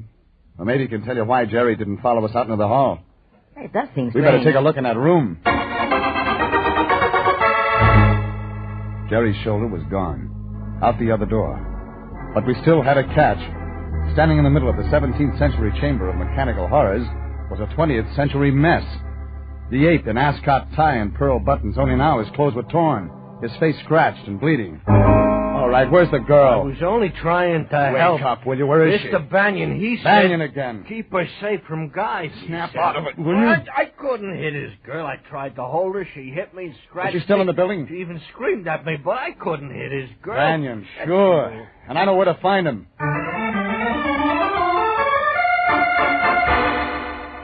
Banyan operated out of the 7 Club. But when I checked, he wasn't there. I finally caught up with him outside of town, in a spot hidden from the highway. A country club. A gambling joint that featured bare-knuckle bouts, cockfighting, and now, Banyan, with a shotgun in his hands, shooting skeet. Pull! Dead duck. Nice shooting, Banyan. Talking to yourself, Banyan? Huh? Oh, Regan. Shooting clay pigeons a little out of your line, isn't it, Banyan? Clay pigeons? You never know which way they'll fly. Sharpens the eye. Pull. Yeah. Makes it easy when you're trying for a larger target. Nice spot you got here. Doesn't belong to me if that's what you're after. No. The way I read it, brand new beauty parlor belongs to you. Likewise, a guy named Mungo. That's your new front. Regan, it's a salon. Oh, yeah, I thought. What I'm after, Banyan, is a girl named Jerry Shoulder. Never heard of her. Beautiful, isn't she? Very. Look, I'm playing for keeps. Oh? You won't mind if I just slip a few more shells into my shotgun. Just remember, I don't scare. Oh, I'd almost forgotten. Open up, Banyan. Jerry Shoulder. You know what my enemies are saying, Regan? That Jerry Shoulder's as good as dead. Pull! He missed. This time. I checked the club grounds. No Jerry Shoulder. She wasn't with Banyan. I headed back to L.A. fast.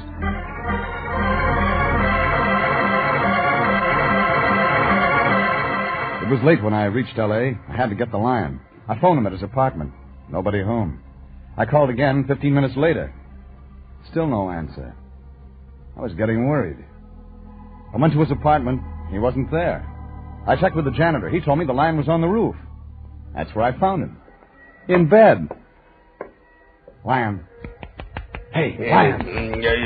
Lion, Detective. Oh, it's you, Jeffrey. Why the Boy Scouting on the roof? I'm sleeping in nature's own clean, sweet air. My boy.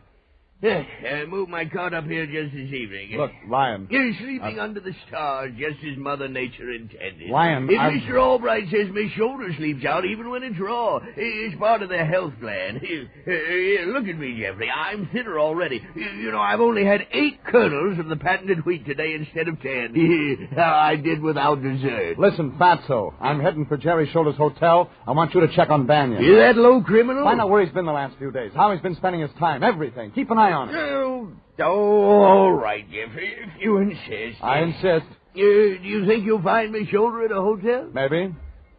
If she's alive.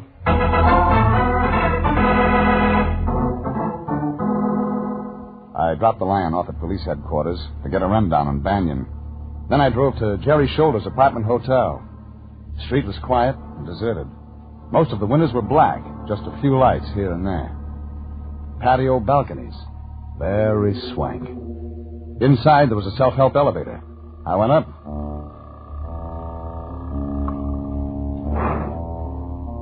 The elevator opened onto a long corridor, a small night light down at the end.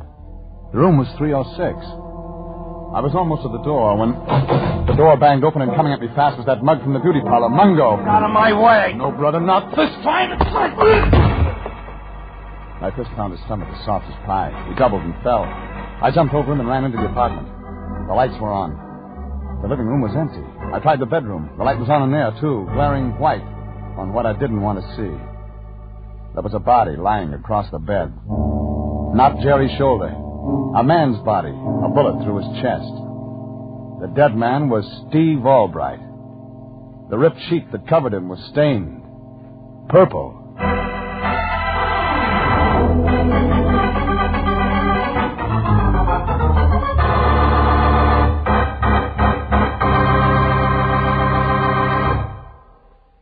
This is CBS, and you are listening to tonight's adventure with Jeff Regan, Investigator, entitled She's Lovely, She's Engaged, She Eats Soybeans.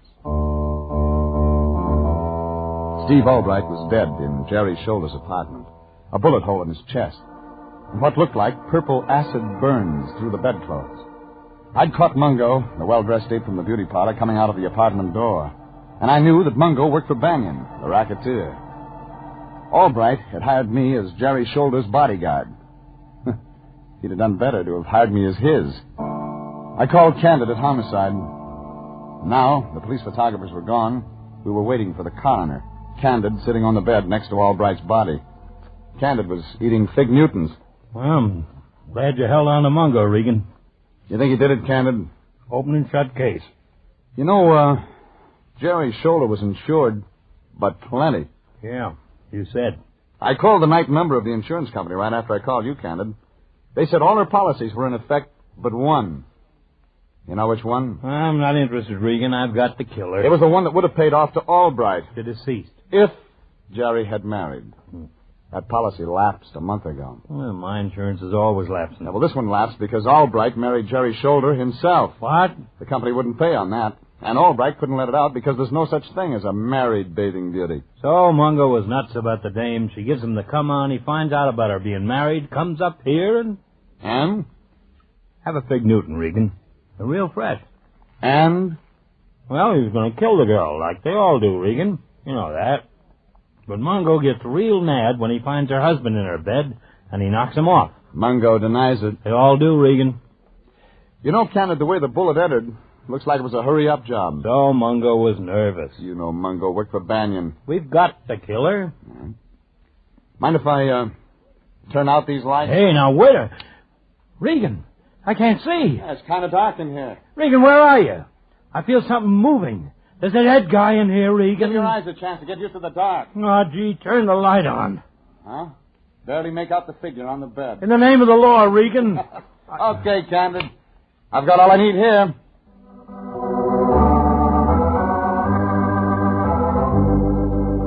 I left Candid and the dead man and headed for my car. But I saw something across the street that stopped me. A long black convertible with the top up. Over the wheel, I could see a face. Banyan. I ran across the street, grabbed the door handle just as the car started to move, opened it, and pulled the handbrake. Take it easy, Regan. You're liable to get hurt. Are you waiting for someone, Banyan? What I do is my business. Been up to Jerry's apartment tonight, Banyan? Cops having a ball over there, Regan? Yeah, real party. They're serving refreshments. Fig Newtons. I stopped laughing in 29. Maybe you've been in the building. Just got out. You were leaving without saying goodbye. Where's Jerry's shoulder, Regan? Let's look in your car trunk. If anything happened to that girl, I'm holding you responsible. Put that gun away. She's the only clean, decent thing I've ever had in my life. Something a peeper like you wouldn't understand. Try me. Jerry's shoulder and I are engaged to be married. You'll have to stand in line. Yeah? Quitting the racket. Sure, at first I was just playing around with Jerry, but then I found she was... different. A decent dame. You've known Jerry's shoulder how long, Banyan? 3 weeks? Ever since she's been in town. Yeah, maybe 3 weeks. How'd you meet her? I answered a lonely heart's ad. Look, Banyan, I know you started that beauty shop front so you could meet Jerry there. Or have her brought there so you could be near her. Oh, let's stop fishing. Sorry, time's running out, Banyan. I gotta give it to you straight. Jerry Shoulder was married to Steve Albright. What? Why, you lying. Somebody's been killed in Jerry Shoulder's bed, and it looks like it might be a hubby. Maybe you better go take a look. Banyan ran upstairs, but I didn't have time to wait for his reaction. I had an appointment at Massive Enterprises.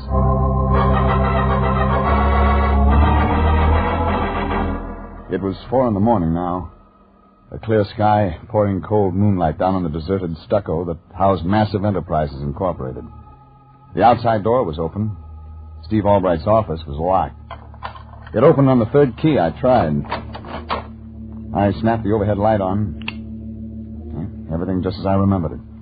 I opened the desk and found what I wanted.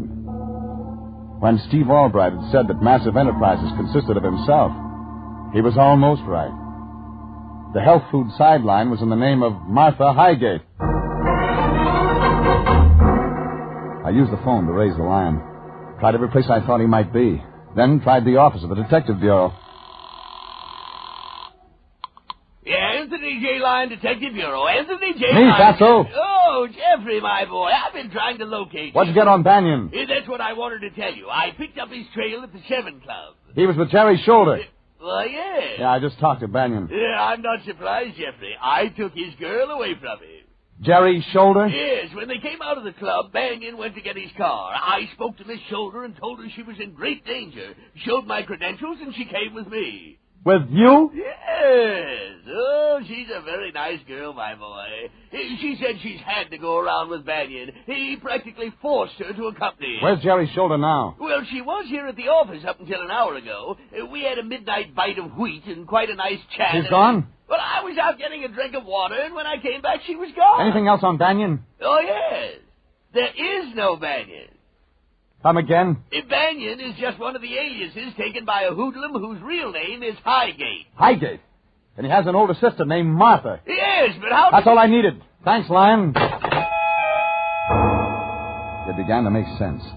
When Banyan saw Jerry Shoulder had run out on him, he phoned downtown to Mungo, had Mungo check her apartment. That's where I found him. I looked through Albright's desk and found Martha Highgate's address. It was the Rondo Hotel. When I got there, the room clerk was smiling. Room 405, Regan, but you won't find Martha Highgate up there. Who will I find? Smooth dame. Must be a friend. Had a bottle and some ice cubes sent up just a little while ago. Celebrating. Celebrating? Wearing a bathing suit.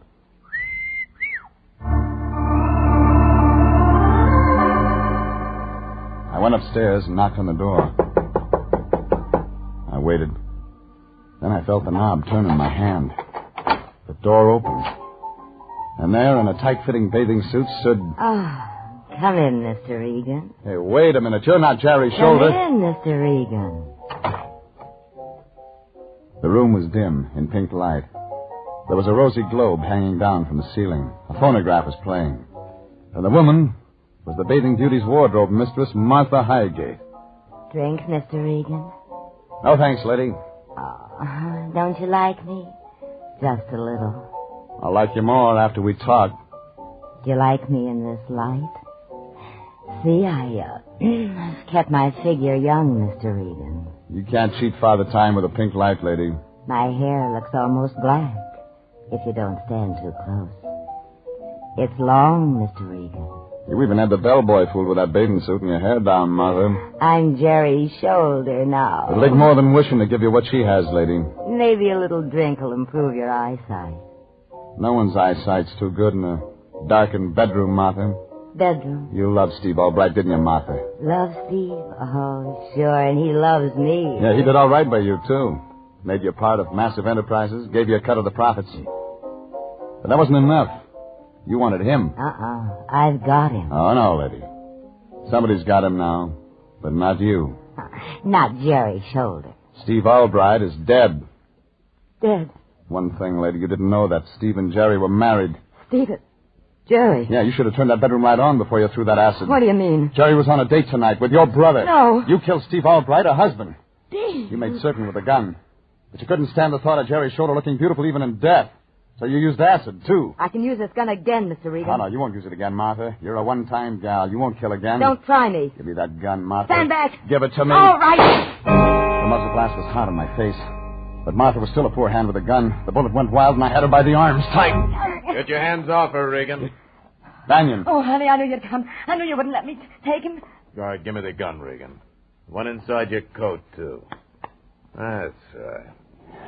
You won't get away with this, Banyan. What's Regan doing here, sis? Shoot him. Kill him, honey. What's Regan doing in your room? Well, he was going to take me in for killing Steve Albright. But now you won't let him. You won't let him, will you, honey? Why the bathing suit? She went up there to kill Jerry's shoulder, Banyan. Why the bathing suit? I'm as beautiful as she is. Jealousy, Banyan. Your sister wanted Steve, but he fell for Jerry. How about it, sis? I wish now they'd been together tonight. I didn't know they were married. I'd have killed both of them. That's why I threw Jerry at you, honey. You wanted her, and I wanted to get rid of her. Oh, gee, I'm glad you showed up, honey. No, come on, kill Regan. Come on, shoot Regan. No. That's not the way it's going to be. All right, Regan, here's your gun. What? Thanks, Banyan. What are you doing? You're my brother. You can't do that. You can't turn me in. You don't need to worry about Martha, Regan. No, I can't. So Jerry was married. Well, all that's over for me. But you tried to kill her, Martha. So I'm turning you in myself. No, you can't. It'll hurt me. You're my brother. Yes, The woman in the my bathing brother. suit, flattered with a rosy light, allowed her brother to take her by the arm and lead her from the room.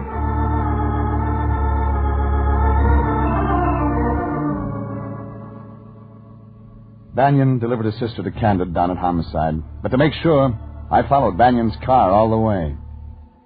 Too bad about Banyan. Jerry was the only good thing that ever happened to him in his life. But it happened too late. Anyway, Candid finally found the scared Jerry's shoulder, released Banyan's sidekick, Mungo, and that put a period. It was 10 in the morning when I checked in at the office. The lion was singing. There was a boy, a very strange, enchanted boy. Oh, nature boy. Oh, Jeffrey. Still packing away the wheat, Fatso? Oh, yes. Notice how much weight I've lost already, my boy.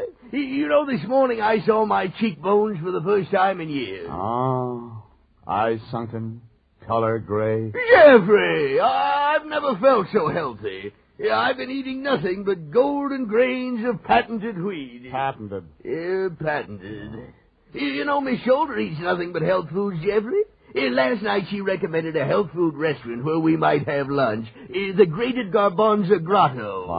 Fine. It serves nothing but the finest dried soybeans. Good. Yes. Raw cabbage. Delicious.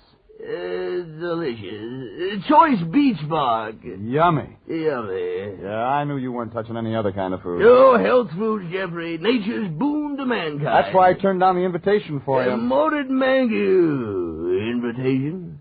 What invitation? Of course, I'm going. You're going where? Candid's barbecue out at his place. You were invited, but I knew you wouldn't be interested. Barbecue? No, you wouldn't want hot buttered corn. Corn? Rich Caesar salad. Salad. Mounds of golden brown French fried potatoes. Oh. Steaks 4 inches thick. So long, Lion. Jeffrey, wait for me!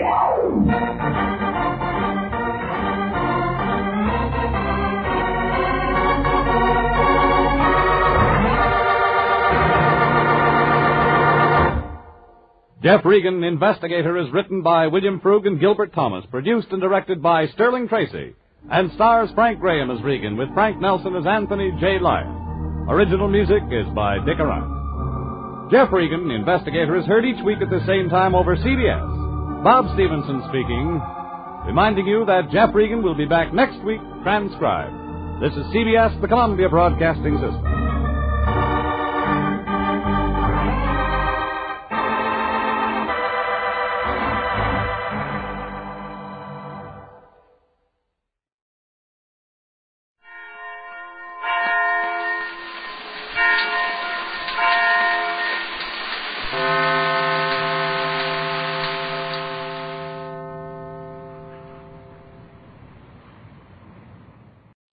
Chesterfield brings you Dragnet. Put a smile in your smoking. Buy Chesterfield. Smoother. Cooler. Best for you.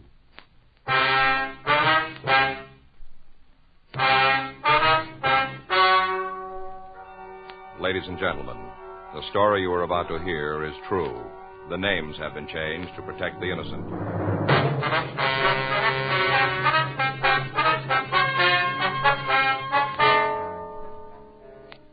You're a detective sergeant. You're assigned to Internal Affairs Division. A man who claims he's a policeman has been accepting bribes in your city. Evidence points to the fact that he is an officer. Your job? Check it out.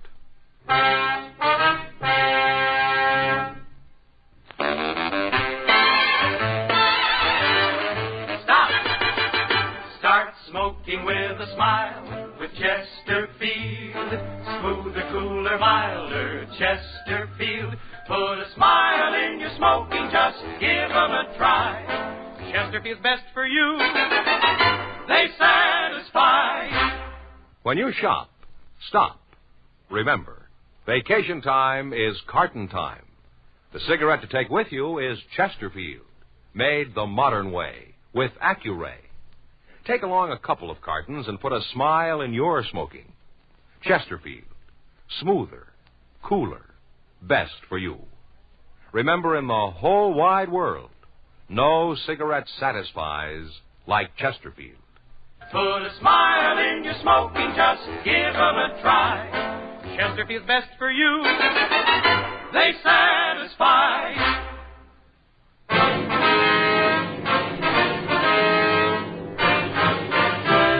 Dragnet, the documented drama of an actual crime. For the next 30 minutes, in cooperation with the Los Angeles Police Department, you will travel step by step on the side of the law through an actual case transcribed from official police files. From beginning to end, from crime to punishment, Dragnet is the story of your police force in action.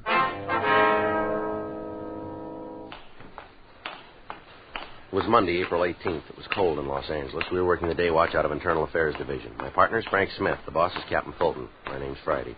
I was on my way into the office, and it was 7:58 a.m. when I got to room 36, squad room. Good morning. Hi. Are we keeping you up? Huh? There's a couch down the hall. Maybe you can use that. Yeah. Remember a couple of months ago, Faye was on that quiz show? Yeah. Yeah, seems I heard something about that. Well, one of the prizes was a dog. You know, they were going to give us a little pup. Mm-hmm. Turned out they were giving away cockers. Very nice dogs, and thoroughbreds. Mm-hmm. Faye and me talked it over and decided we'd rather have one of those basset hounds. What are they? One of those dogs with the little short hind legs and long ears. You know, long face, basset hounds. Yeah. Mm-hmm. I see them in the magazines. You know, they got sad eyes, always look so sad. Yeah. Well, they're hard to get. We had to wait a while. I got the call Saturday. Pup was there. Mm-hmm. I went out and picked him up. Mm-hmm. Named him Hector. Yeah, that's it, Hector. Why? Why? Well, because the old expression kind of fit. Mm-hmm. Since Hector was a pup. Get it, Joe? Hector, see, still a pup. Oh, Hector the pup. I was up with him all night. He couldn't sleep. Kept whining. You still work here, don't you? I just stayed up and kind of hummed to him to comfort him. You still working here? Oh. Anything come in this morning? Yeah, there's a couple of mug shots over there from Sacramento. Thank you. You'll be glad to get to bed tonight. Excuse me. Yes, ma'am. Something we can do for you? Man down room 38, Bunko, told me to come here. Yes, ma'am. DeBetta, that's his name, said see you. Mm-hmm. Want to report something. All right, would you like to sit down? Thank you. No, what can we do for you? I think it's been too long. What's that? Well, I paid for it over a month ago. I'm tired of waiting. You want to tell us about what you mean? Well, Henry should be home by now. It's been over a month. Who's Henry? My husband, Henry Farwell. When I gave the man the money, he said he'd get Henry out of jail right away. That's what he told me. What man? The man who came to see me. Oh, yes, ma'am, but who was he? A policeman.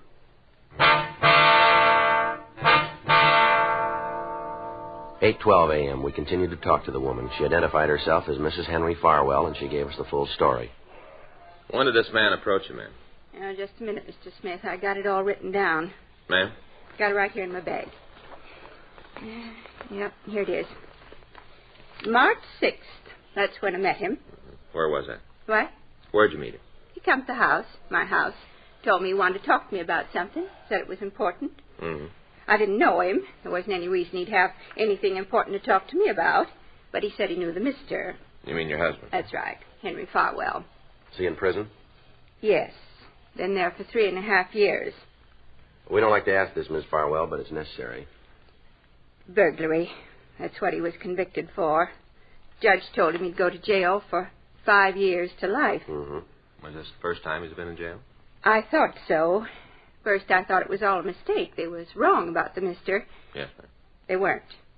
Came out in the trial. Seems he'd done the same thing before, twice before. I see. I didn't know about it when we got married. Didn't have any idea. The mister's my second husband. First one died 10 years ago. Woman my age gets lonely. So when Mr. Farwell asked me to marry him, I said yes. Then I found out about the stealing. This man said he knew your husband, is that right? That's right. Told me they met several years ago. Then he went on to tell me how the mister could get out. What do you mean? The way he told it, if you had friends who knew the right people, you could get out of jail. What's that? If the right people were paid, a man could get out of prison. And he wanted you to give him some money? Not at first. When he came to the house at the beginning, he didn't even mention it, not at all. When did he bring it up? Oh, about a week later. Came over in the afternoon. I was out in the yard, and he said he'd met the people who were important, the ones who could get the mister out of prison. Did he say who these people were? No, just told me he'd met them. Now, what happened then? On March 14th, he told me that it could be arranged for the mister to get out of jail. Tell me, did he tell you how this could be done? Well, from what he told me, he talked to the right people. That's the way he said it, the right people. I see. If he gave him $5,000, the mister could be turned out. 5,000, huh? Yes. I told him I couldn't give him that much, that I just didn't have it. What'd the man say when you told him that? Asked me how much I could give him.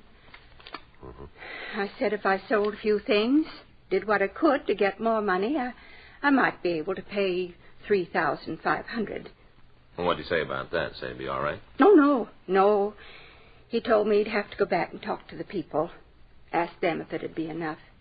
When'd you see him again? 2 days. He came back. What'd he say then? Told me it'd be okay. The money'd be enough.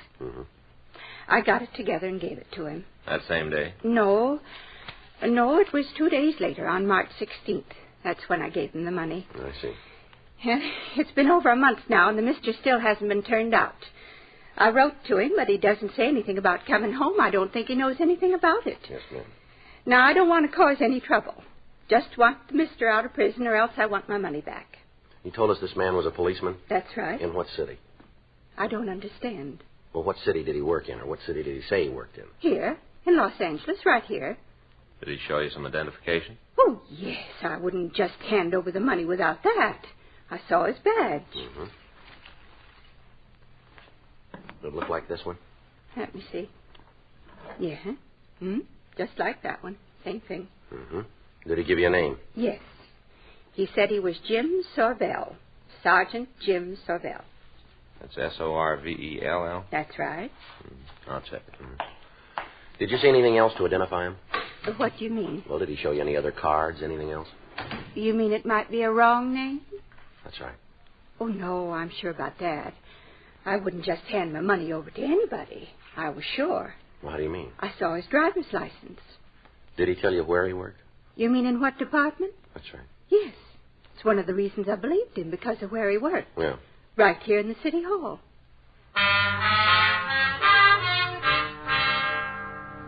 While I continued to talk to Mrs. Farwell, Frank put in a call to personnel. 3 minutes later, he called me out into the hall. Let me close the door. What do you got? Well, I checked the personnel records. Yeah, what'd you find out? Looks like she was telling the truth. What? There is a Jim Sorvell. City Hall? Well, closer than that. Huh? Auto theft detail.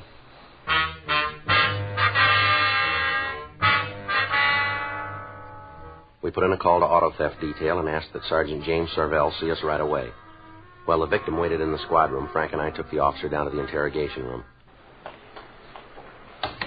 Go ahead, sit down, Jim. Yeah. Thanks. Well, what's this all about? Well, it's a rough one, Jim. We hope you got the answers. I'll give me a try.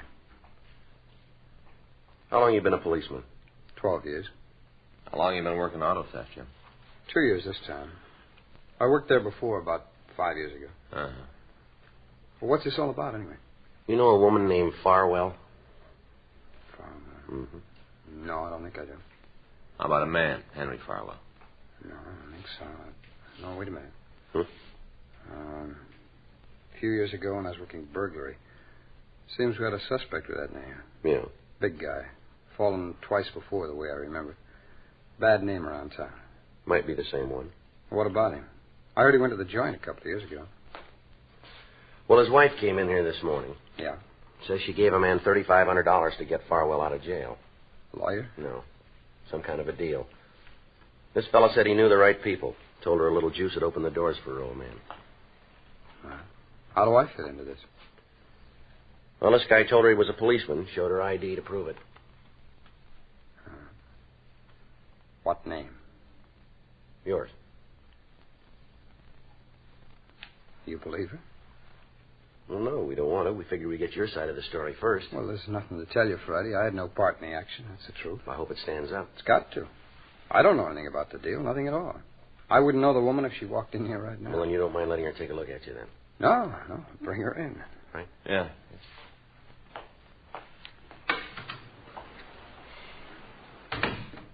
How'd she happen to pick me? Told us the fellow that took her gave your name. Must be a goof up someplace. Mm-hmm. You got your driver's license? Yeah. Want to show it him? Sure. Next line is, take it out of your wallet, isn't it? I don't like this any better than you do, Jim. Yeah. Here. You got your badge on you? Yeah. You want that, too? Well, I want to see it. All right. Ms. Farwell says the suspect showed her a badge. Says it looked good. I don't think it was mine. Oh. Here. I want to step inside, Miss Farwell. Yes, thank you.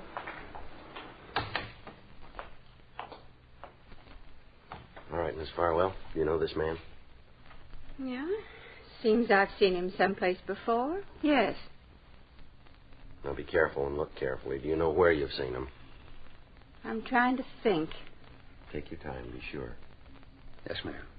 Please be sure. Yeah, hair's a little shorter. Had a mustache before. But I can tell. I can tell for sure. What's that? He's the one that took my money.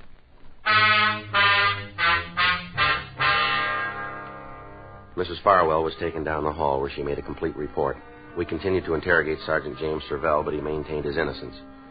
He was suspended from the police department pending an investigation by our detail and the district attorney's office. A week went by.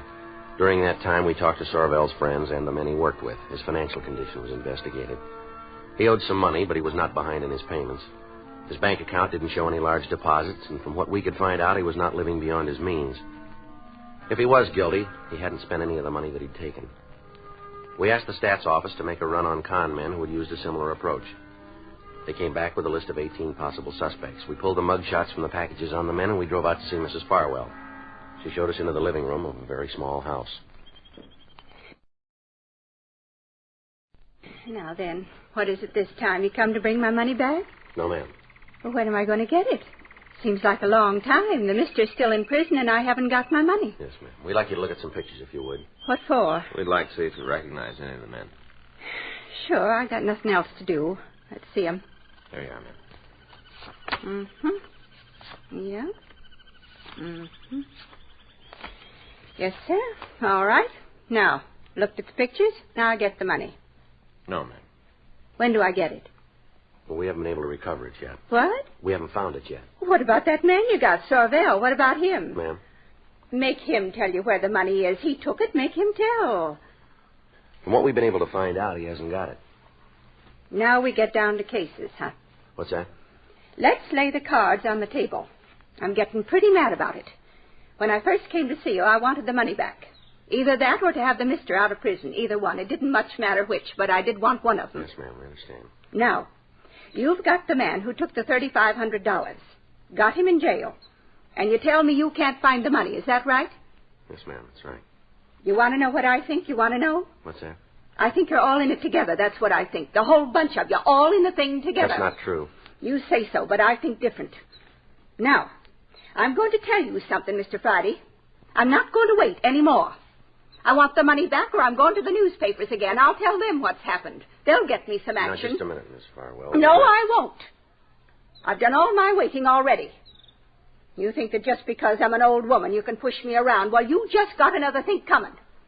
I want that money, and I want it right now, and if I don't get it, you're going to be in a lot of trouble. We're doing everything we can to get your money Well, then back. you better start doing more, because I'm not happy at all. All you cops, you stick together. Well, this time it's not going to do you any good. You don't understand, Miss Farwell. I think I do, maybe too much. I'll tell you what I'm going to do. I'll give you just 3 days to get that money back, or I'll scream my head off to the newspapers. You've got the man in jail. Next thing, you'll be telling me he didn't do it. We're not sure he did. Uh-huh. Well, he did. I guess I know. I'm the one he stole from. He's the man, and I want to see him in prison, too. Well, if he's guilty, that's where he'll go. I'm telling you he is. What more do you need? Just one more thing. What's that? Proof.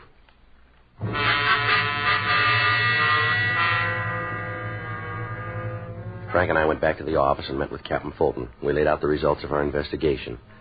According to what the victim had told us, we had the right man in custody. But according to the evidence we'd found, it was a case of mistaken identity. 2 days later, on Thursday, April 28th, we got a call from a bartender out on Vermont Avenue. Frank and I drove out to see him. Hi. I'd like to see Vince Elkhart. I'm him. What do you want? Police officers. It's Frank Smith. My name's Friday. Oh, yeah? Want to come back here? We can talk. Yeah, fine. All right, what do you want to see us about? I know I'm letting myself in for a lot of trouble. Anything you guys can do to help me out, I'd appreciate it. But I ain't asking for no special treatment. Well, now, suppose you tell us what it is. Well, night before last, a couple of kids came in. They sat at the bar, ordered a drink. Mm-hmm. Well, they looked kind of young, so I asked to see their ID. Playing it safe, you know. Go ahead. Well, they showed me their driver's licenses. I checked them. Looked all right to me, so I served them. Yeah? Guess it made them kind of embarrassed. They only had one and then shoved off. Mm-hmm. They was no sooner out of the place when this guy came up. Told me he wanted to talk.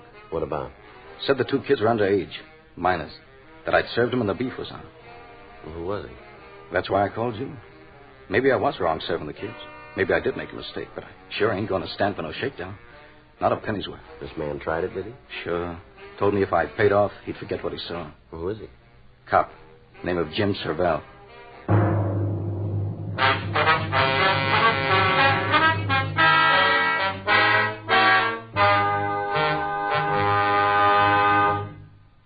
Put a smile in your smoking.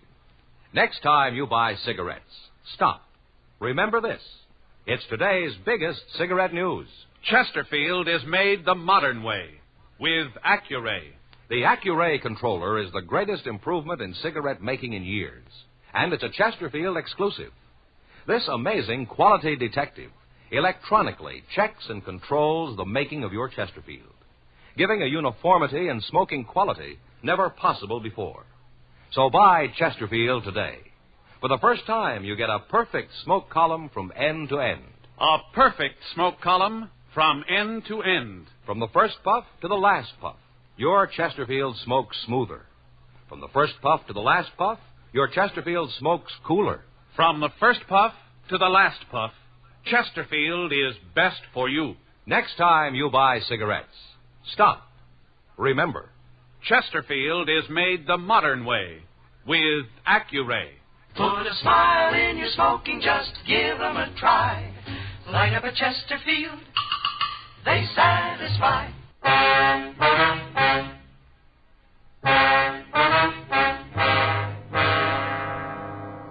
We got a description of the man who tried to blackmail Vince Elkhart. It matched Sergeant Jim Sorvell.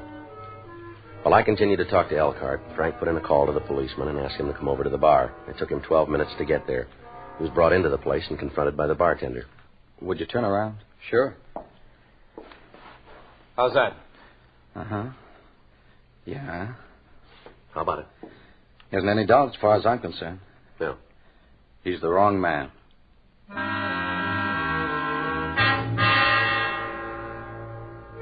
We made arrangements for Vince Elkhart, the bartender, to come down to the city hall and go through the mug books. He was unable to find a picture of the suspect. We contacted CII up in Sacramento and asked them to check their files. Thursday, 5:30 p.m. We returned to the bar. No. Come right down to it, I guess I should have known he wasn't a cop. Should have known it all along.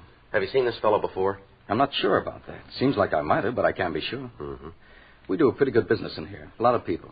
He might have been around, but I can't name a date or time. Mm. Was he with anybody the night he was in here, do you remember?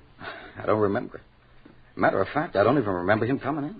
Just all of a sudden, after the kids left, he was at the bar, tossing me the pitch. Mm-hmm. Really saddened me to think a cop would pull a stunt like that. What'd you tell him when he asked you for the payoff? Said for him to get out of the place. That if he was going to make a pinch, to go ahead and do it, or else clear out. Did he leave? Yeah. Said I didn't give him any choice. Walked out. Hello. Yeah, that's right. Just a minute. Hey, Vince. Yeah? Catch the phone, will you? Yeah.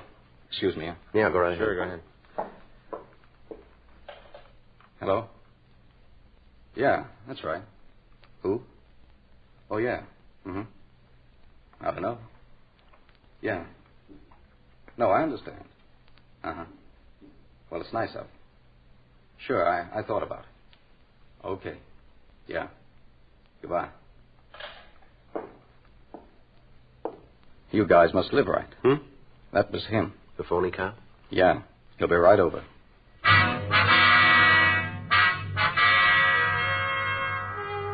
Frank and I took up positions in the back of the bar. 20 minutes later, the suspect walked in. Hi, Elkhart. Hello. Want to give me a Coke High? Sure. Looks like him. Mm-hmm. Well, it's sure been cold lately, huh? Yeah. Not doing much business. Slow night. Here's your drink. Thanks.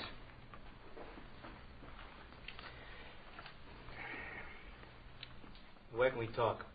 It's all right here. And what about the two guys in the back? They won't bother anybody. Both gassed.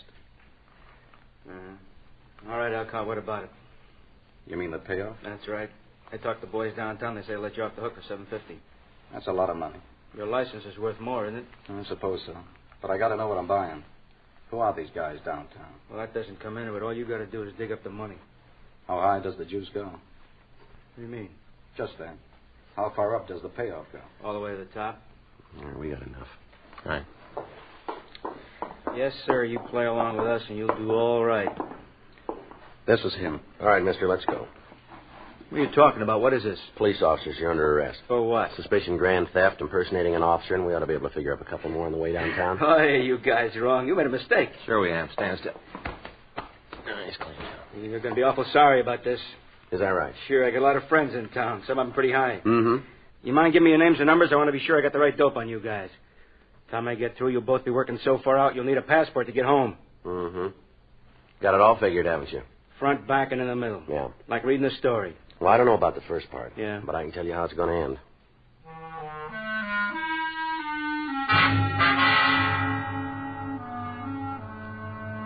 The suspect was taken down to the city hall. He refused to give us his name, and a thorough search of his person failed to turn up anything to aid in identifying him.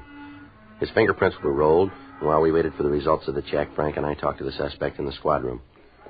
How long you figure you're going to be able to keep this thing up? I don't know what you're talking about. No, come off it. We've got you dead to rights, and you know it. News to me. Why don't you tell us who you are? I forgot. You know a man named Jim Sorvell? I don't think so. Well, according to that bartender, you said you were Sorvell. Oh, he's got a big mouth. Look, have you ever been arrested? I forgot. You better get your memory back. Why? Okay. ID, Smith. Yeah? Mm-hmm. Wait a minute. Toss me that pad, would you? Here you are. Thanks. All right. 46? Yeah. Yeah. Right. 52, huh? Okay. All right, thanks a lot. You better get in touch with those big friends of yours. I will when it's necessary. Well, time just came up. We got your record. Hmm? Full name, Charles Bobo Kiernan Offner. You've fallen twice in California, once for GTA, once for attempted robbery. There's an outstanding warrant from Eureka and 2 from out of state, all 3 on charges of extortion. Shall I read the rest of it? How about it?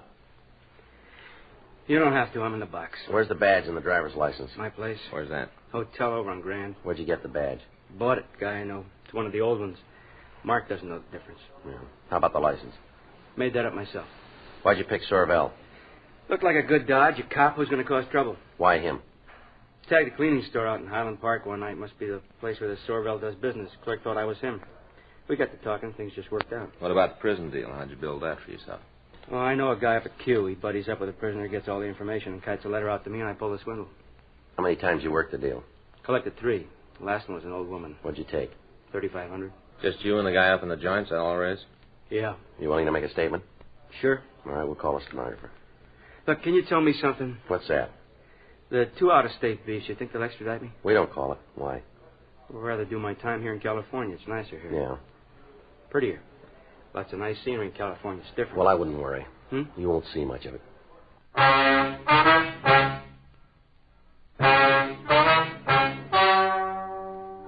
The story you've just heard is true.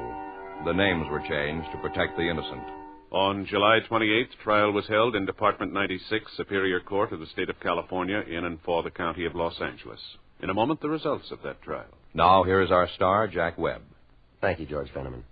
Chesterfield, made the modern way with Accuray. I wonder if you realize what that means to you. For the first time, you get a perfect smoke column in your cigarette. A smoother smoke. A cooler smoke than you've ever had before. To put a smile on your smoking, try 'em. Chesterfield.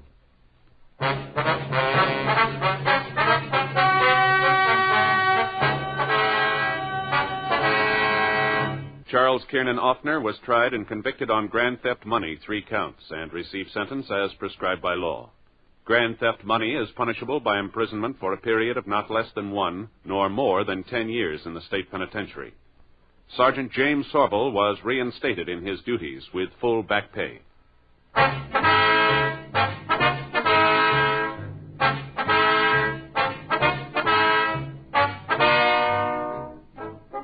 You have just heard Dragnet, a series of authentic cases from official files. Technical advice comes from the Office of Chief of Police W.H. Parker, Los Angeles Police Department. Technical advisors, Captain Jack Donahoe, Sergeant Marty Wynn, Sergeant Vance Frazier. Heard tonight were Ben Alexander, Helen Klebe, Than Wyan, Herb Ellis, Jack Crucian. Script by John Robinson. Music by Walter Schumann. Hal Gibney speaking. Watch an entirely different Dragnet case history each week on your local NBC television station. Please check your newspapers for the day and time. Chesterfield has brought you Dragnet, transcribed from Los Angeles. This is it, L&M Filters. It stands out from all the rest. Miracle tip, much more flavor. L&M's got everything. It's the best. Yes, L&M's got everything. Superior taste, superior tobaccos, superior filter. It's the miracle tip, pure and white. Buy L&M, America's best filter tip cigarette. Hear Dragnet next week, same time, same station.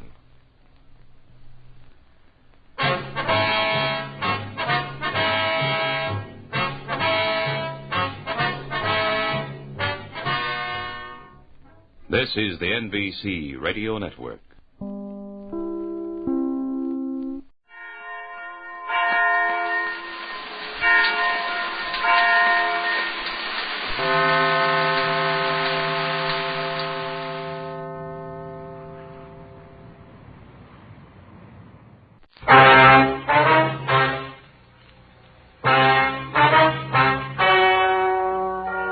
Ladies and gentlemen, the story you are about to hear is true. The names have been changed to protect the innocent.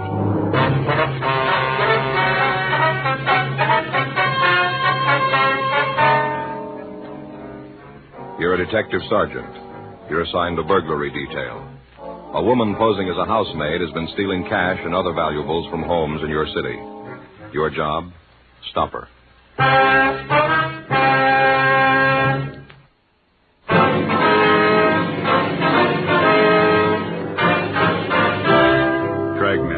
The documented drama of an actual crime. For the next 30 minutes, in cooperation with the Los Angeles Police Department, you will travel step by step on the side of the law through an actual case transcribed from official police files. From beginning to end, from crime to punishment, Dragnet is the story of your police force in action.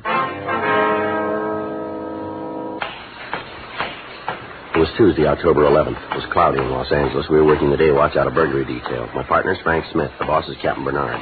My name's Frank. We were on our way back from lunch, and it was 1:17 p.m. when we got to room 45. Burglary. Hey, Smith. Huh? Your wife called while you're out. Wants you to call her back. Oh, thanks. That's funny. Sounded like Faye to call in the middle of the day. Well, kids are all right when I left this morning. Wonder what she wants. Why don't you call her and find out? You're not married, Joe. You don't understand. Sometimes a guy wants a minute to think things over. Sort of prepare himself if he's done something he shouldn't. Mm-hmm. Well, have you? About what? Done something you shouldn't. Of course not. Then be my guest. Okay, thanks. And I'll dial 9 for you, too. That's mighty nice.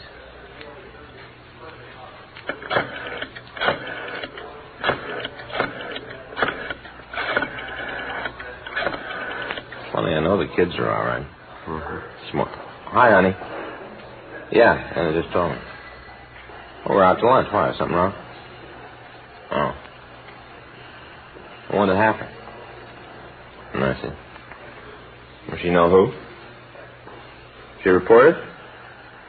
Why not? Oh, yeah. Well, what'd you tell her? I guess we could. Yeah. Sure. This afternoon, I guess. Yeah, Joseph. It'll be about 7:30, I guess. All right, honey. Thanks for telling me. If anything comes up, I'll call you. Yeah, bye. Nice old lady like that. What's that? I don't think you ever met her, Joe. Her name's Mrs. Vesper. No, it doesn't sound familiar. She used to live next door to us when I was a kid. Mm-hmm. Known me since, well, ever since I can remember. Yeah. She's alone now. Faye calls her up every once in a while, see if she's all right. Mm-hmm. Called her this morning. Yeah.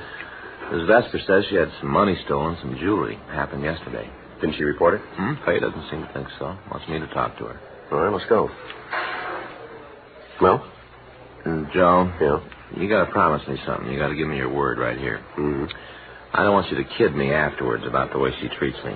Miss Vesper? Yeah. I told you she's known me all my life. Yeah. Well, sometimes she acts like I'm still a little boy. Mm. You know how it is. Sure. So you won't rib me, huh? No. About anything at all? Well, what are you getting at? Well, she doesn't think I ought to be on the force, for one thing. I might as well tell you about it. If I don't, she will. Yeah. She always claims I should have taken up something else. Like what? Oh, you know the crazy ideas people get, especially about kids. Mm. Well, Miss Vesper thinks Well, see, when I was a lot younger, real young, 10 or 12, I used to sort of memorize things, little pieces and poems. Well, what? Memorize things, poems and little pieces, and I'd go next door and recite them for her. Yeah. You say she's known you all her life?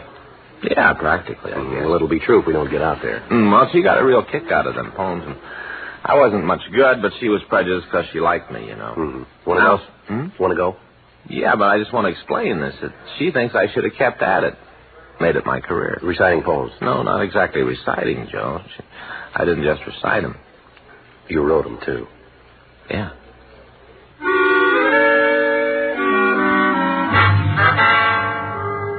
Frank and I left the office and drove out to the home of Mrs. Sarah Vesper. She lived in a small bungalow on Las Palmas Street in the Miracle Mile district. It was 2:07 p.m. when we got there.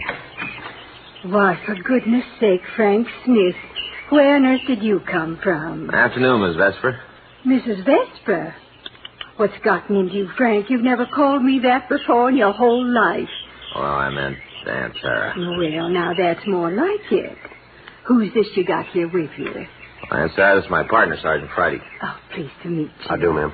You work for Frank, do you, young man? Aunt Sarah, we work together. Oh, you don't say. Well, I expect that keeps you from getting lonesome, don't it? Yes, ma'am. My goodness, now don't just stand there. Come on inside, both of you. Thank you very much. Well, sir, this isn't the darndest coincidence. Ma'am? You're coming to visit me today. Oh, sit right down. Sit right down. After you, boss. Thanks. Believe it or not, I was talking to your wife only this morning. Then the next thing I know, here you are. Yes, ma'am. Faye told me. Oh, my stars. What's the matter, Aunt Sarah? Oh, I just remembered. That's why you're here, ain't it? On account of what I said to Faye. Yeah, sir. I should never have mentioned it to her. I don't know what's the matter with me. I must be losing my mind or something. I just keep forgetting that you're a policeman.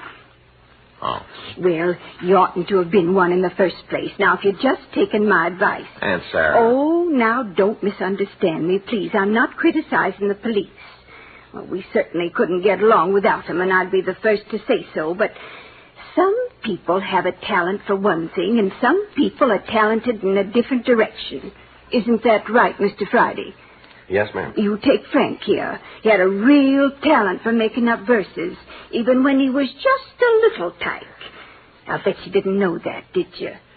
Well, I heard a little something about it. A real talent, that's what it was. Mm-hmm. Well, I remember some of his poems till my dying day. They rhymed and everything. Is that right? Say, Aunt Sarah, would you tell us about... That one about the rainbow. That was one of his very best. Did he ever do it for you, Mr. Friday? No, I don't think he did. Oh, it gave you such a beautiful picture. Just like an artist had painted it, only with words. You know what I mean? Well, I'm not sure I do. Go ahead, Frank. Say it for Mr. Friday. Oh, please, Aunt Sarah. Now I know he'd like to hear it, wouldn't you, Mr. Friday? I sure would. All right, Frank. The one about the rainbow. I don't remember it, Aunt Sarah. Oh, now you're just being modest. Yes, you are, Frank. Joe. No, really, I don't, Aunt Sarah. I don't remember, not a word, honest. Seems funny you'd forget a thing like that. I mean, when you made it up yourself. Well, it's been a long time. Hasn't been any longer for you than it has for me, and I can still remember it, just as clear as the first time I heard it. What? Rainbow, rainbow, up so high. That's how it begun, Mr. Friday. Mm-hmm. Love to hear it, Frank. Rainbow, rainbow, up so high, blue and red and yellow and brown, like an arch across the sky. Won't you ever tumble down? Where did it go from there, Frank? The next verse, what was it? I'm sorry, Aunt Sarah, but we haven't got much time. Oh, well, anyway, that gives you an idea of Frank's talent. Yes, ma'am, it sure does. Oh, come on. Aunt Sarah, would you just tell us about the things that were stolen from you? Miss Vesper. Well, I suppose I should have got in touch with the police. Yes, ma'am, you should have. Well, I didn't see where that would help matters none. Just like closing the barn door after the horse had been stolen, and besides, I didn't want to hurt Barbara's feelings. Barbara? My niece. Oh, I see. You remember Barbara, Frank? Hmm? Oh, sure. You played out in the backyard with her the whole summer she was visiting me. Kind of a scrawny girl. Oh. Of course, she's filled out now. You just wouldn't recognize her. Has 2 children of her own. Nice home out in Westwood. Yes, ma'am. What's your niece got to do with all this, Miss Vesper? Oh, she's the one who sent her. Ma'am? The Keenan woman. Well, did you know your niece was sending this woman over? No. I guess it was supposed to be kind of a surprise. Oh? Anyway, she just come up to the door yesterday morning, long about 9:30, announced that she was ready to go to work. I see. First, I didn't know what she was getting at. Then she explained about Barbara hiring her to give me a hand. Of course, I don't need nobody. Little place like this, no trouble at all. Yes, ma'am. But I didn't want to hurt Barbara's feelings, so I told her to come on in. Figured maybe she could help out some of the heavy work, turning the mattresses and moving furniture. Sure. What was the woman's name, Aunt Sarah? Margaret. That's what she told me, Margaret. Do you know her last name? No, don't think she even mentioned it. All right, what happened next? Well, we did the cleaning. Not that she was much of a housekeeper. Practically had to go over the whole place after she left. About how long did she stay, you remember? Half day. That's what she said Barbara had hired her for. Must have been about, 10 after 1 when she went. Didn't even give me a full 4 hours. Mm-hmm. Insisted on my fixing her some lunch, too. I tell you, that woman sure had her share of gall, eating my sandwiches at the same time she was robbing me. Wonder she didn't ask for car fare. Mm-hmm. Well, just what was it she stole? My cash money. Cleaned out every pocketbook in the dresser. Found the bills I had hid under the dresser scarf, too. Yes, ma'am. How soon did you find out that these things were gone? A little while after she left, when I went to straighten up the mess she'd made. And you still haven't talked to your niece about all this? Oh, I told you I didn't want to get her all upset. Mm-hmm. I suppose she will think it's funny I haven't called to thank her. I wonder if you'd mind calling her now. You mean right now? Yes, ma'am. And do I have to? Well, we'd like to get this cleaning woman's name and address. You don't have to say why you're calling, Aunt Sarah. Oh, she's bound to know something's wrong. Barbara's no fool. Well, if you won't talk to her, we will. We can find out where she lives. Huh. Guess I was wrong about you, Frank Smith. Ma'am? Guess you're turning into a policeman after all. Like looking a gift horse in the teeth, that's what it is. Barbara's going to think you don't appreciate all she's done for me. You wait there. I'll be right back. Yes, ma'am. All right, go ahead and say it. Go on, get it over with. Ride me about the poem. I saw you smirking. I'd rather you did that than just sit there with that silly smirk on your face. I suppose you never made up any poems when you were a kid, huh? Oh, I might have. I'll bet. Blue and red and brown, like an arch up in the sky. When will you tumble down? Is that it? Oh, so. Of course, I wasn't a real talented poet. Yeah. What are you staring at, then? Oh, nothing at all. Well, then stop it, will you? No, I was just noticing you need a haircut, don't you? Well, I'm going to get one this week. You're not letting it grow long, then? Why would I let... Joe, so help me if we ever get out of here. Just slipped out. I won't say another word, I promise. Or look either, huh? All right, I won't even look. Good. Well, now that isn't the strangest thing. Did you get hold of your niece, Miss Vesper? Oh, yes. I talked to her, but I don't understand it. Simply don't understand it. What's that? A cleaning woman. What about her? Barbara didn't have anything to do with it. Oh? She's never even heard of her.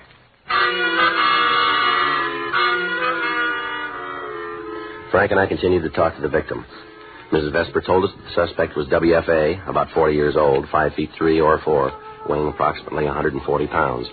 Said she was wearing a house dress and a light gray coat. She also gave us a detailed description of the jewelry that had been stolen. Frank telephoned Mrs. Vesper's niece, and she said she was not acquainted with anyone who answered the suspect's description.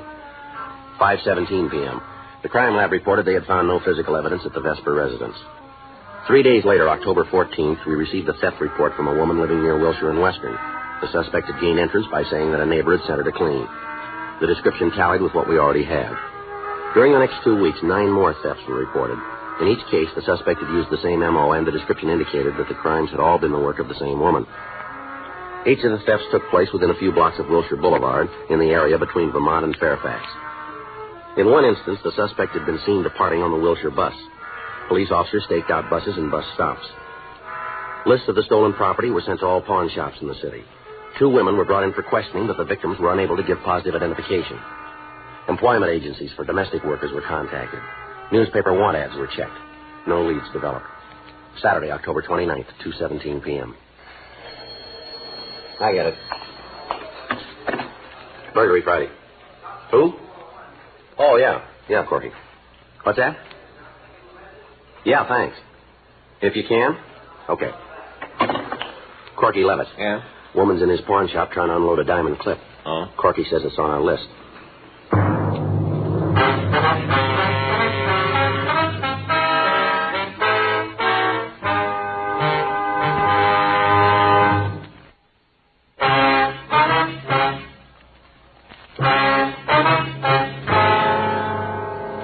We left the office and drove down to Corky Levitt's pawn shop on South Main. Over the phone, Corky had said he would stall the woman as long as he could. It was 2:28 p.m. when we got to his place. The woman was still there. You make up your mind, Buster, give me some dough on the thing and hand it back. I'll take it someplace else. Let's have a look at it, Corky. Sure. Hey, what is this? Police officers. Huh? All right, let's go. Take your hands off me or I'll I clap. said let's go. Thanks, Corky. Sure, you bet. Yeah, thanks a lot. I suppose you let me in on it. What's the beef? We'll talk it over at the office, huh? About what? This clip. You mean it's hot? Is that what you're getting at? Why don't you tell us? Well, wouldn't you know it? Lucky Rita.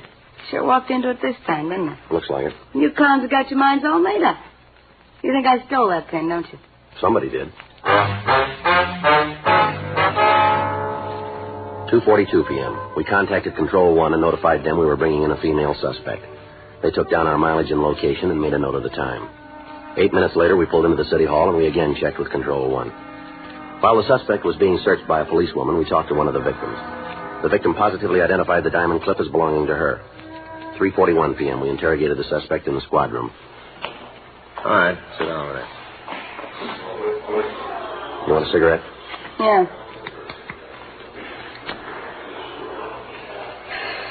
All right, now suppose you tell us about it. Come on, Rita, let's get it over with. What's there to tell? You guys know all the answers. We know some of them. Your name's Rita Baines. You've fallen 3 times, forgery, grand theft, burglary. You made 2 trips to the Hatchby and 1 to Corona. So you looked up my record. Big deal. Now, let's talk about this diamond clip, huh? Okay. Pretty, ain't it? Where'd you get it, Rita? Didn't I steal it? Isn't that why you brought me up here? It's a difference. You wouldn't believe me no matter what I told you. Why don't you try the truth? Okay. It was a gift. Yeah? Yeah. Lady gave it to me. Who was she? I don't know. Never saw her before in my life. Sure. I was riding the bus yesterday afternoon. She was sitting next to me. Mm-hmm. Had that pin on. Asked me if I liked it. You bet. I said, sure.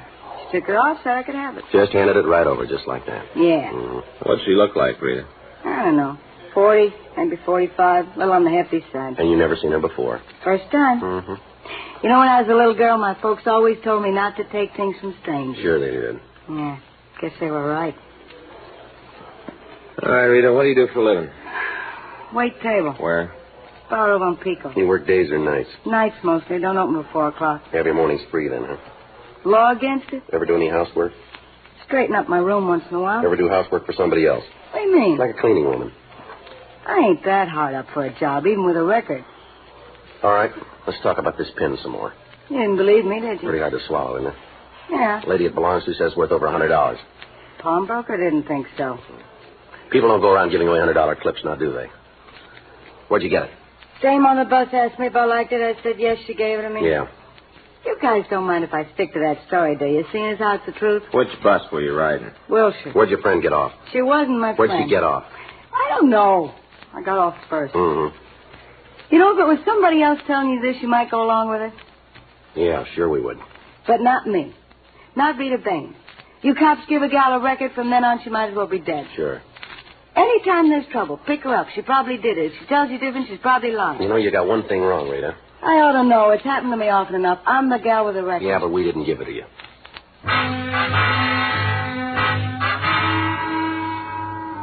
Frank and I continued to question the suspect, but she refused to change her story. 8:42 p.m. A special show-up was held for several of the burglary victims. None of them identified Rita Baines. 9:06 p.m. She was released from custody, and we went back to the office.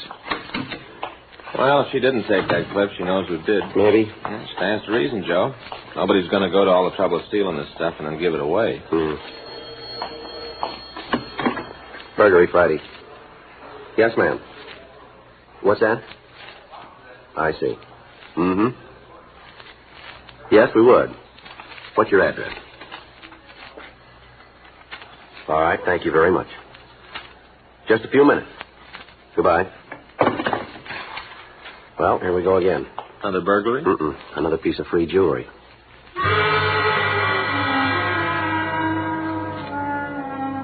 Frank and I drove out to an address on South Ridgely Drive.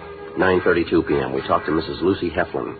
She showed us a pearl choker that had been given to her by a woman she met at a bus stop earlier in the evening. I didn't want to take it. I told her so, but she wouldn't listen. Yes, ma'am. And then afterwards, when I got home and thought about it, well, I started wondering if maybe there was some reason why she was so anxious to get rid of those pearls, so I called you. Just where was it you saw this woman, Miss Heflin? Corner of Wilshire and Barstow. That's where I was waiting for my bus. I take the Wilshire Express home. Uh-huh. She was on a local. I see.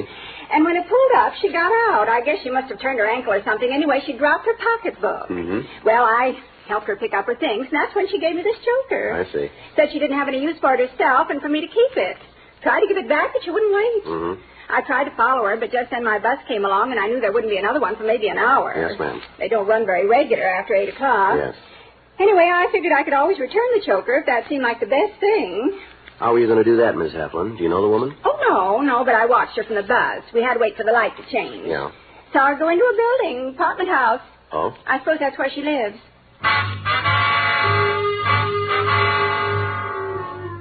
Miss Heflin told us that the woman had entered an apartment house on Barstow Street, 2 doors from the Wilshire corner. We asked her to describe the suspect, and her description tallied with what we already had. 10:15 p.m. We drove over to the Barstow Avenue address and talked to the manager of the apartment. He told us that a woman answering the suspect's description lived on the second floor, apartment 7. He said that her name was Edna Landy. Frank and I went upstairs to talk to her. Well, this must be it.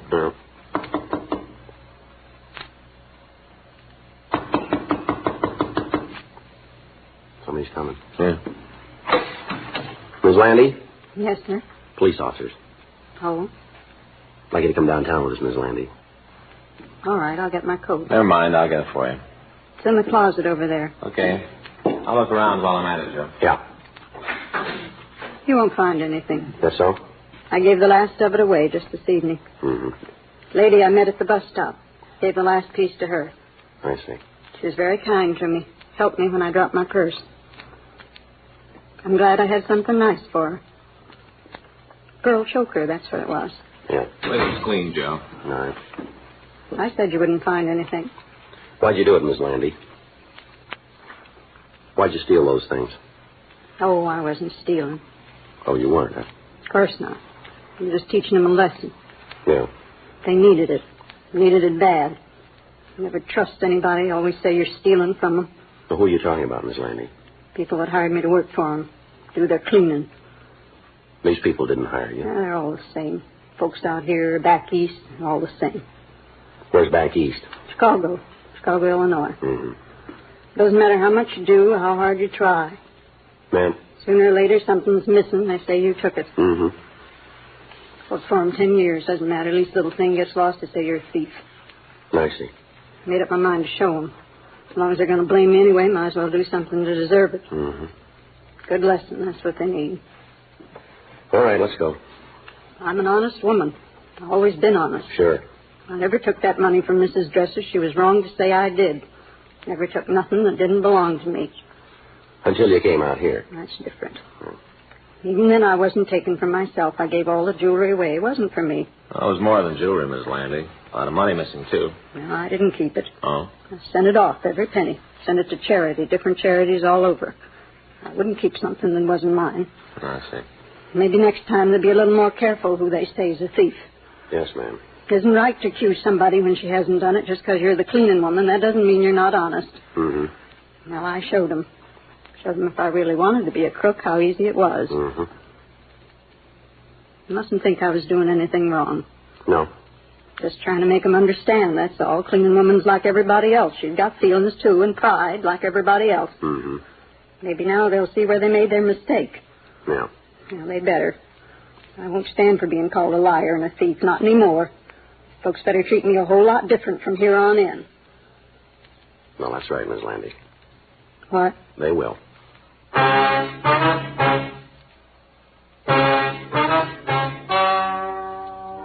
The story you've just heard is true. The names were changed to protect the innocent. On December 14th, a hearing was held in Department 96, Superior Court of the State of California, in and for the County of Los Angeles. In a moment, the results of that hearing.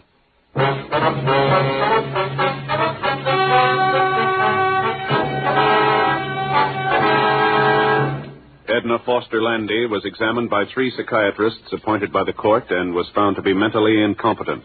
She was committed to a state medical hospital for an indefinite period of treatment.